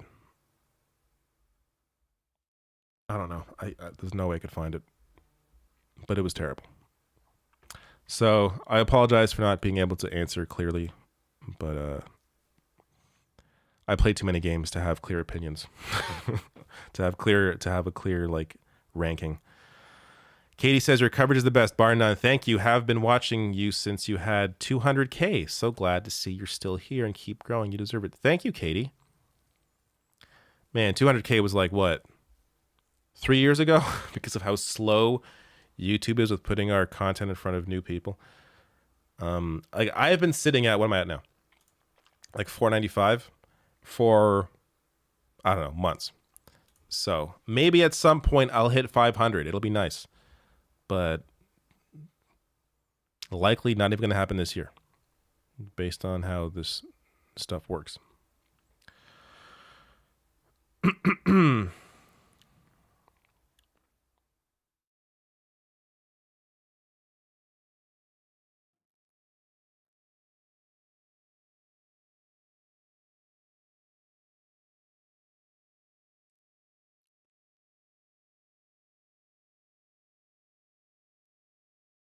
Sorry for the vague question. Oh, no, don't apologize.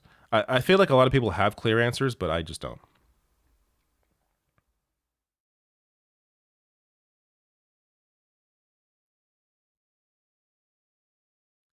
Zelda Tears of the Kingdom. Definitely very much hyped, for sure. Like, when we're talking top 5 games of all time, I can maybe give you like a general top 5. I couldn't give you the number 1.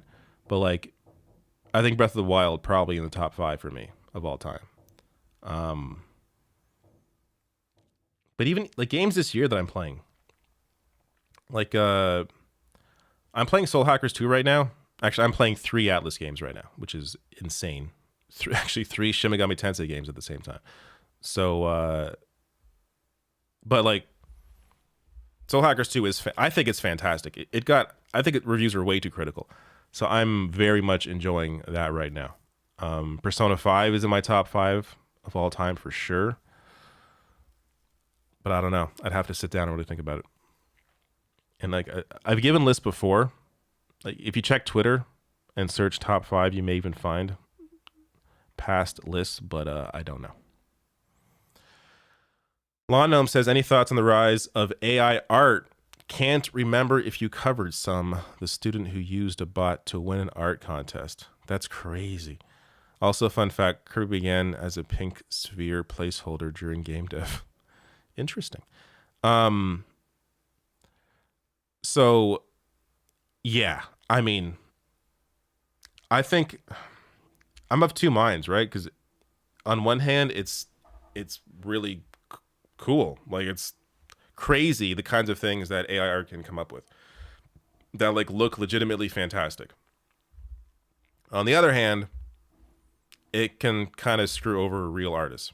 And not kind of, I think it does. Like, there are ways you can combine like an artist's style in one piece and then combine it with like another image to make, you know, a piece of art that maybe that person would have made or could have made, and like basically copying the style of like actual artists in AI art. And I guess in some cases people winning art contests, like how do you account for that? You're going to have to start, like, they're going to have to now start having proof that you really made this piece of art with, like, you know, progress photos or whatever. So I don't know. I don't know enough really to have a fully formed opinion, but I do feel that, you know, those two sides where on one hand it's very I like seeing what AI art can come up with. On the other hand, I can totally see how it can be destructive. Regardless, though, we can't really, like, how do you control that? I don't know.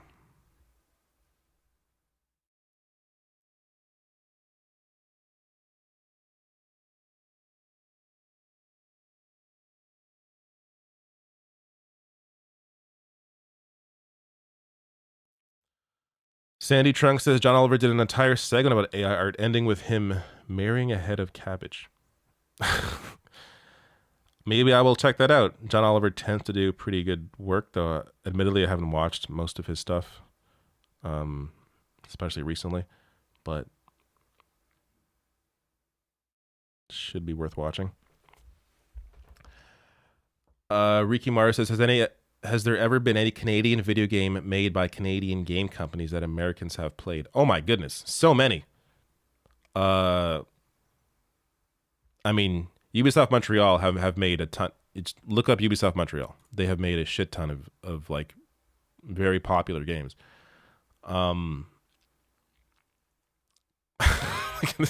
Mass Effect, the original, at least the original two, made by Canadians. There's a lot that I can't even like, and I'm sure there's many more I don't even know of.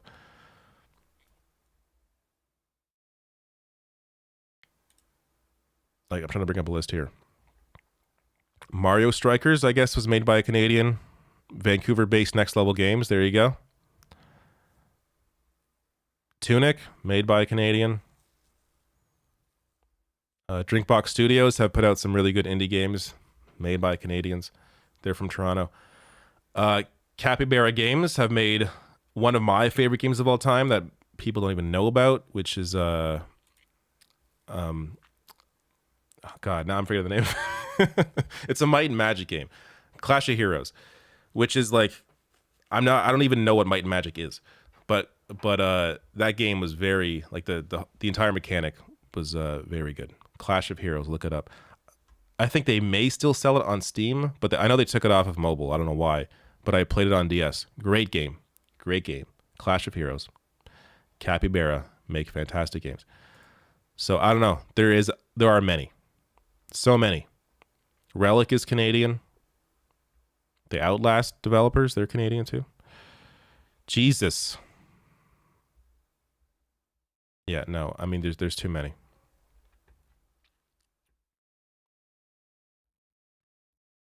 Long Dark. I know that's Canadian. But I mean, there's definitely a lot more than you realize, or at least that Americans realize. It's the same thing with like Canadian actors and singers. There are people like I remember. I mean, to this day, you'll see like a headline about, I don't know, Justin Bieber or like whoever else, Carly Rae Jepsen, and people don't realize they're Canadian. Like there are a shit ton of Canadian singers and actors, and people just don't know.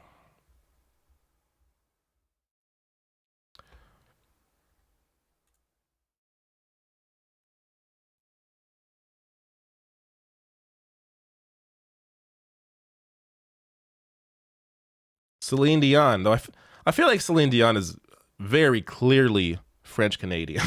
Maybe that's just obvious to me as someone that knows that. Drake, of course. Very Canadian. Steven Crowder, unfortunately, very Canadian. Sleeping Dogs, was that made by a Canadian studio too? That was a good game. I enjoyed that. Jordy Peterson. We have a RM Brown viewer here. Ted Cruz, Canadian. That's right.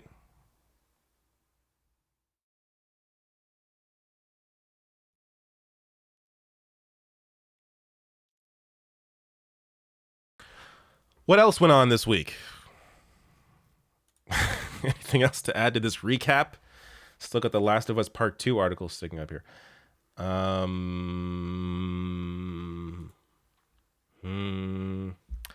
don't know. Let's go to the tabloids of politics, Mediaite. What are they saying? CNN's Tapper puts GOP squarely on the... Okay, whatever. I don't care about Jake Tapper.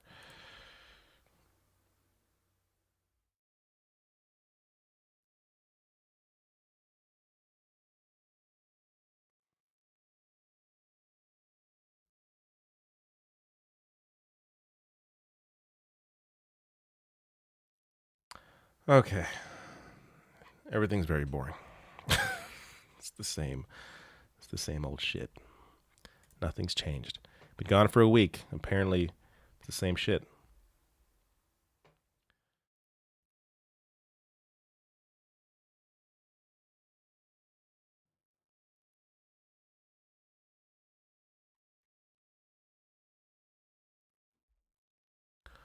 Ryan Reynolds, Canadian. Jim Carrey. A lot of people don't know this. A lot of people haven't heard of this. Jim Carrey, Canadian. Joni Mitchell, which honestly is one that I think I just discovered recently. Canadian. Bieber, of course. Very Canadian.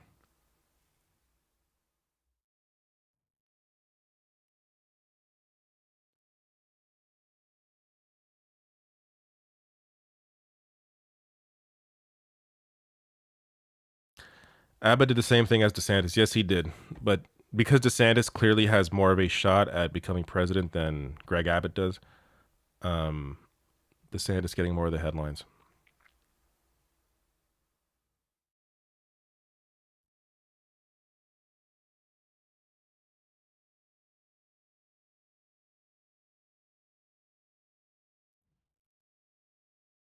Grimes, Canadian. Michael J. Fox, Canadian. Neil Young, Canadian. Maple syrup, Canadian. Poutine, Canadian. Me, Canadian. Tegan and Sarah, Canadian. Actually, I haven't heard a Tegan and Sarah song in a while. Margaret Atwood, Canadian. Man, we could just be here all day naming Canadians. Gordon Lightfoot, Canadian. Okay. I think we're done. I think that's all the Canadians that I can fill into this the stream. Video Game Enjoyer says, by the way, great name. Video Game Enjoyer says, do any video games that were created by unionized, do I know of any video games that were created by unionized companies? Vodio Games, or Vadio Games, which just recently, unfortunately, forced to close their doors because after their highly publicized unionization, no publisher wanted to pick up their latest game. Even though my understanding is their big game that had released was very popular. But I do find it kind of interesting that after they unionized, all of a sudden, no publisher wants them. So it's very unfortunate. But look up VODEO Games. They have released a game. I think they're honestly the only ones. I mean, it's possible outside of North America that there are more unionized. I mean, it's very possible, but I'm not sure who they are. But I know that was one. So, I don't know.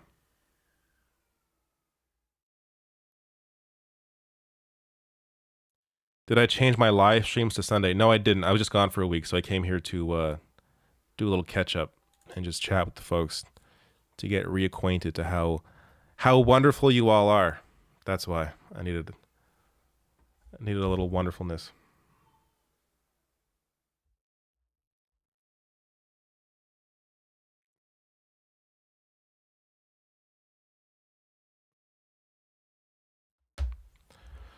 Keanu Reeves, Canadian.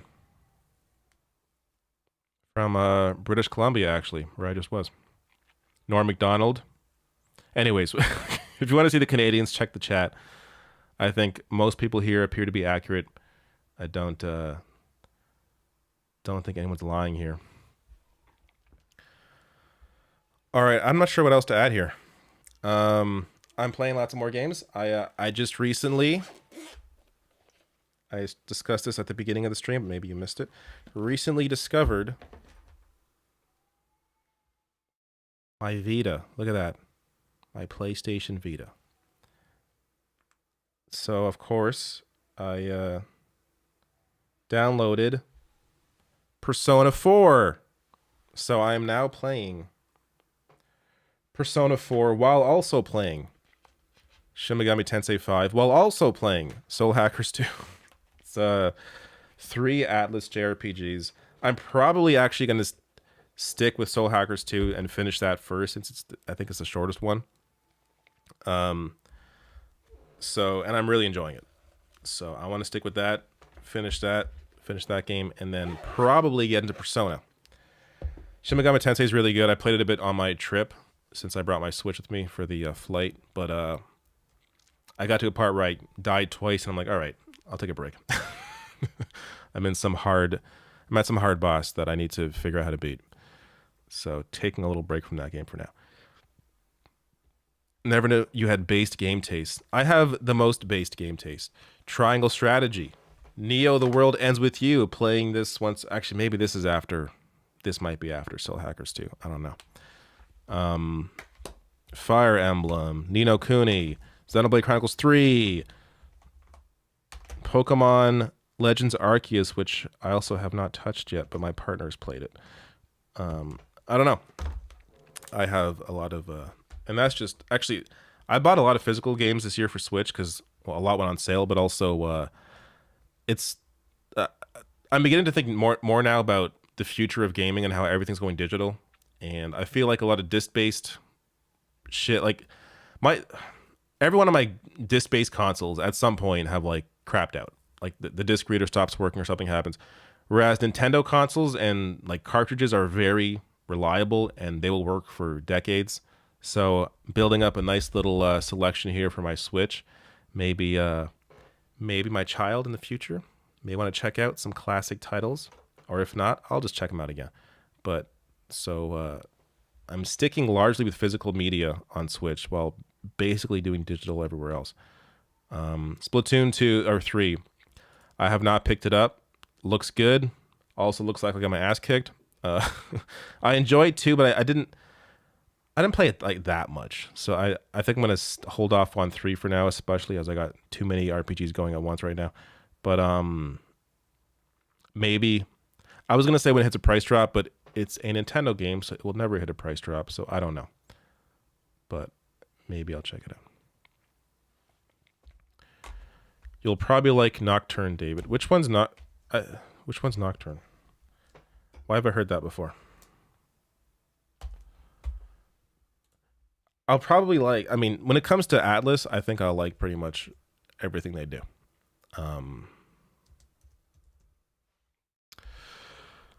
But I'm not sure what.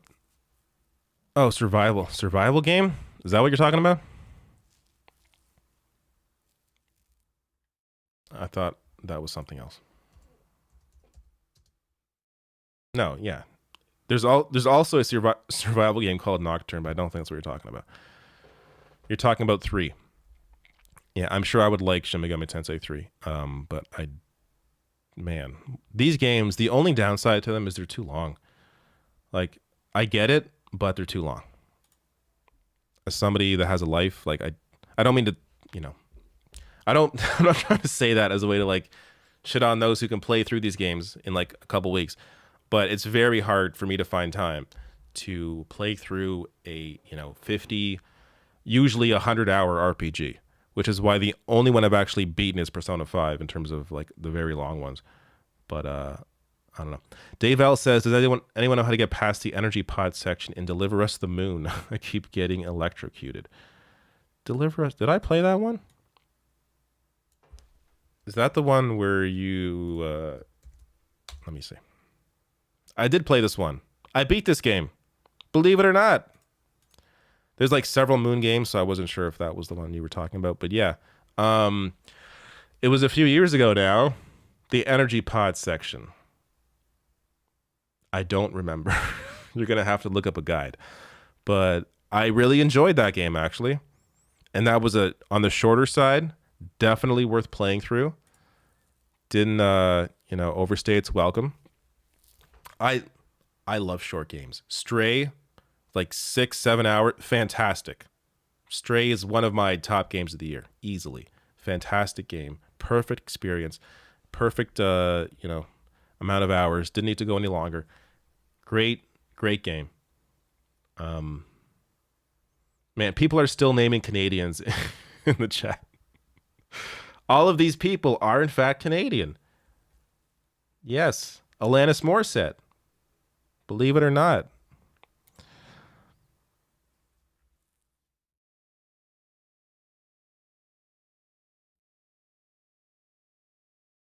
Naomi Klein. In fact, I interviewed Naomi Klein's husband, who ran to become an MP in BC. Unfortunately, he lost. It was a hard race because it was a place where I believe the Liberal, was very strong. So it was hard to, unfortunately, overcome that. But definitely Canadians.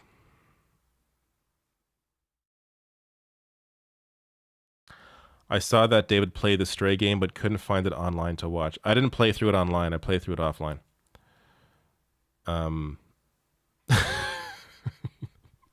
Rapid said Naomi Klein's husband, Ethan. No, Ethan Klein is not. Can you imagine? What an odd pairing that would be.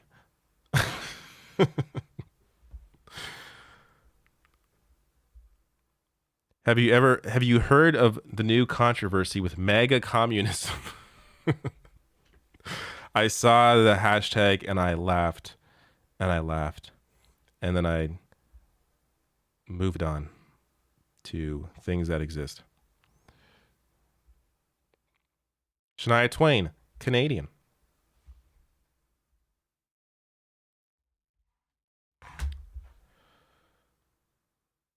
There are too many games, people.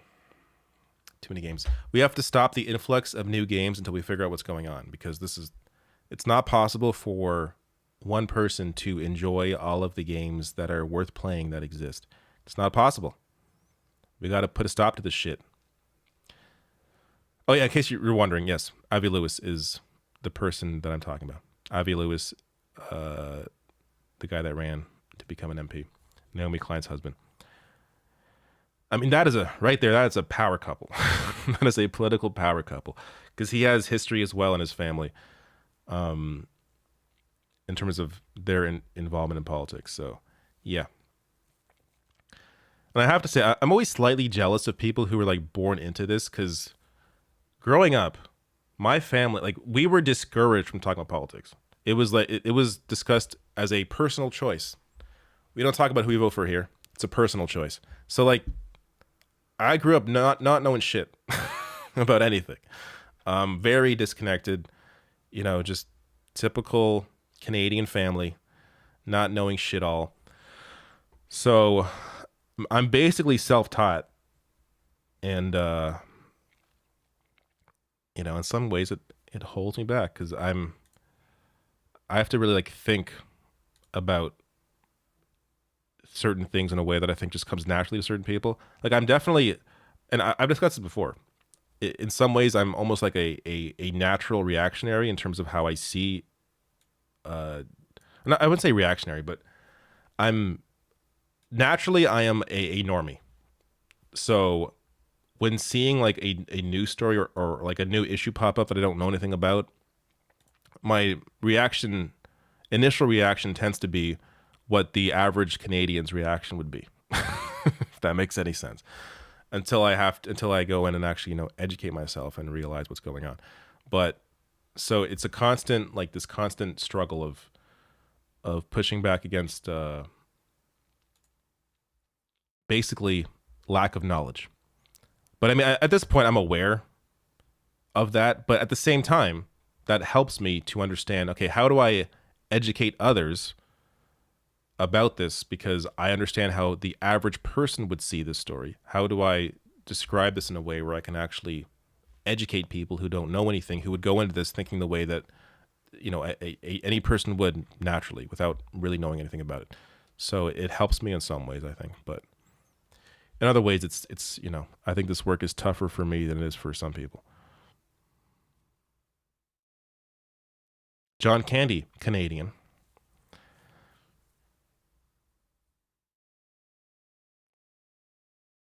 Law Gnome says, place bets. Who announces 2024 run first and when? I guess we're talking Republicans, because what's Biden doing? If we're talking Republicans, I mean Trump. And actually, once Trump announces, for real, I mean, hasn't he kind of announced? But I guess if there's an official announcement, what are the others going to do? Like, is DeSantis going to sit back? Or is he going to expose himself to the attacks that will likely come at some point from Trump?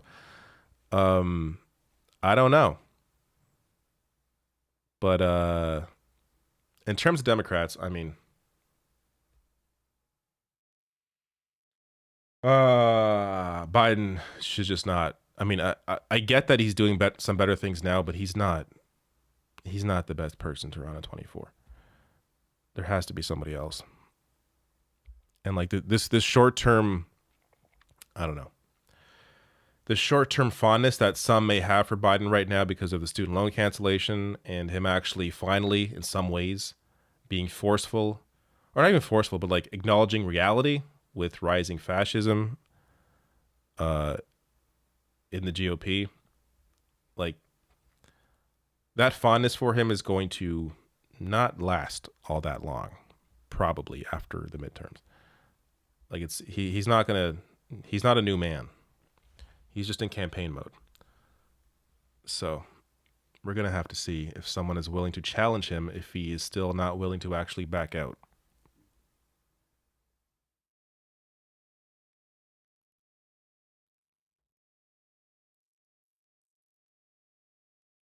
Anyway, that should probably get off soon. What else?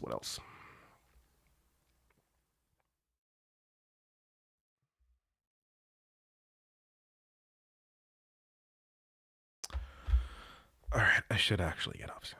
I should. I'm having a good time though. Caillou, Canadian. Caillou is indeed Canadian.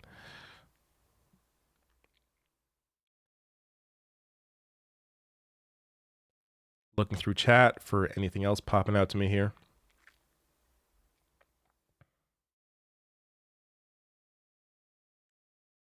Roller Dragon says, David, I'm a gave to watch. I'm a gave to watch back.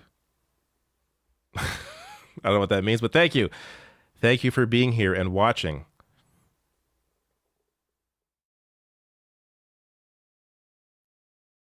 John D. Rocky says, and you are very good looking, David, from what I hear. Well, I just picked that one out randomly. Thank you so much, John. It's very kind of you to say such nice things.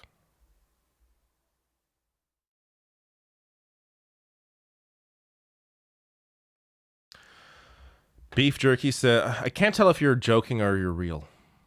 Are you for real here? Do you think hate speech laws in Canada go too far? Someone should not be arrested for saying things that are offensive. That's not what happens.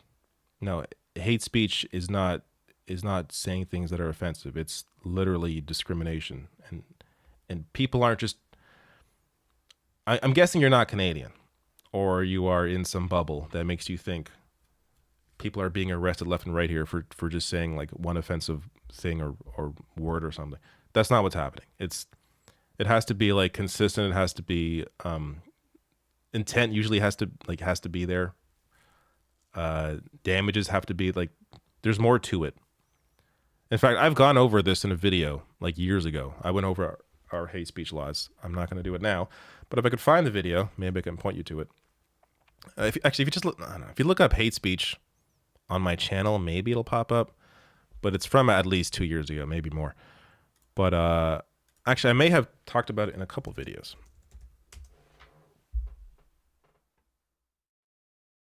I think I talked about it in this one. Let me show you. I think. Deplatform. This is from 4 years ago. Oh my God. How long have I been doing this? 4 years ago. Deplatforming Alex Jones and why the left is losing the culture war. I think I talked about hate speech in here. Look at that. Remember that? Are you an old Rational National follower that you... Remember that logo? I think so I bring up a Ben Dixon clip.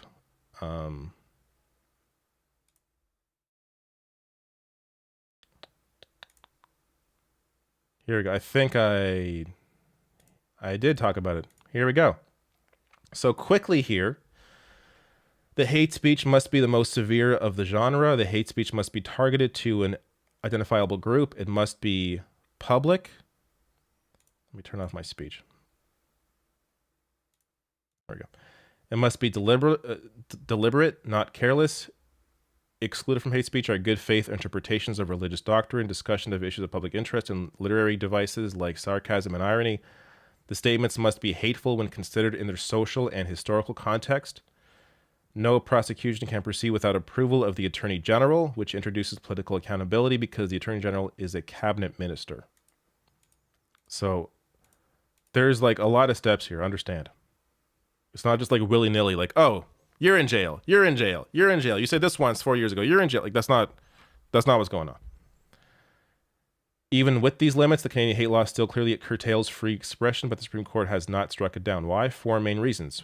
First, our Constitution protects not only free expression, but multiculturalism and equality as well.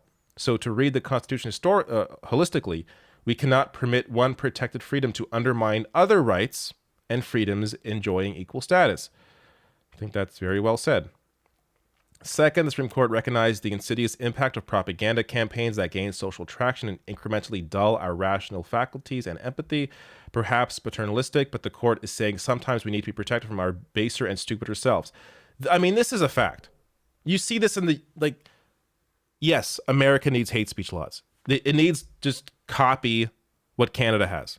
Because we have, like, it's clearly defined. There's just, like, there's a bunch of steps to it. This is requirement. You can't just allow the dumbest shit possible to permeate and be platformed, and because it gains the most traction, especially the way these algorithms work, and then that ends up being the dominant narratives as you have seen. So like this is there is nothing at all wrong with this. Nothing. The courts have said that even if hate speech prohibition is never used, it has symbolic value, like that framed mission and value statement on the wall of most businesses that stares silently down at the workers while they work. Fourth, hate speech has no redeeming value. Exactly. So anyways, I discuss more of it in this video. I think basically, I think in this video, I discussed why it was good that Alex Jones was deplatformed. I think history has proven me correct. If you go back to that time, there was a lot of discussion, debate around this, that people that did not agree with me, that are otherwise, you know, on the left. And while I respect some of those people, and I think I understand their arguments, and they come from a good place, and they don't mean any harm, I think they were wrong, and I think I've been proven right. Not that I'm always right. I'm sure I've been wrong before. It happens, but I think on this issue, I'm 100% correct. Like, we have to understand the impact that these people have on culture, on society, and anyways, big video here. So maybe one of my better videos that did not get, I mean, this is 4 years ago, so there wasn't a big audience at that point, but like 13,000 views. Check it out. Look, this is how I looked. I used to look like this. I don't know. Do I look better or worse now? I look really green here. It's just me. Maybe it's my screen. But back then, 4 years ago, I was very green, apparently. Actually, it looks better on this monitor. But, weird. Really weird to see how I've aged. Anyways. So, what do you guys think about hate speech, huh? I think hate speech laws are fantastic. All right, probably getting off shortly. By the way, I just realized someone mentioned my shirt. I still wear this shirt. In fact, maybe in the past, in my last week of videos, 2 weeks ago, I may have worn that shirt once. So I have not really updated my wardrobe all that much. But 4 years, I can't believe that was 4 years ago. Jesus, that's crazy to me.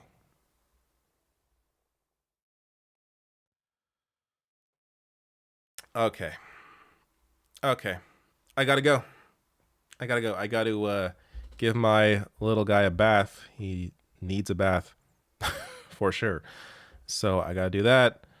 And everyone else, have a good night. Have a good day. I am back this week. I'll be doing more videos. And I also, since you came this long, maybe give you a little tidbit here. I am very highly considering starting a weekly podcast where it's kind of just hanging out, talking, covering the news, but doing it in a more less focused or less, what's the word I'm looking for here? Like the way I typically break down videos, not really having that, more of just like discussing the news in a more laid back fashion. So, and also bringing in, of course, my interest in games, in pop culture, in music and other stuff. So that might be fun. Like that idea? Would you listen? It would also be on YouTube. So it'd be like YouTube and it'd be a weekly podcast download. But think about it. Think about it. All right. Thank you all for showing up. And good. Just make sure that everyone's super chat. I think I did. Goodbye. Have a good night. Bye-bye.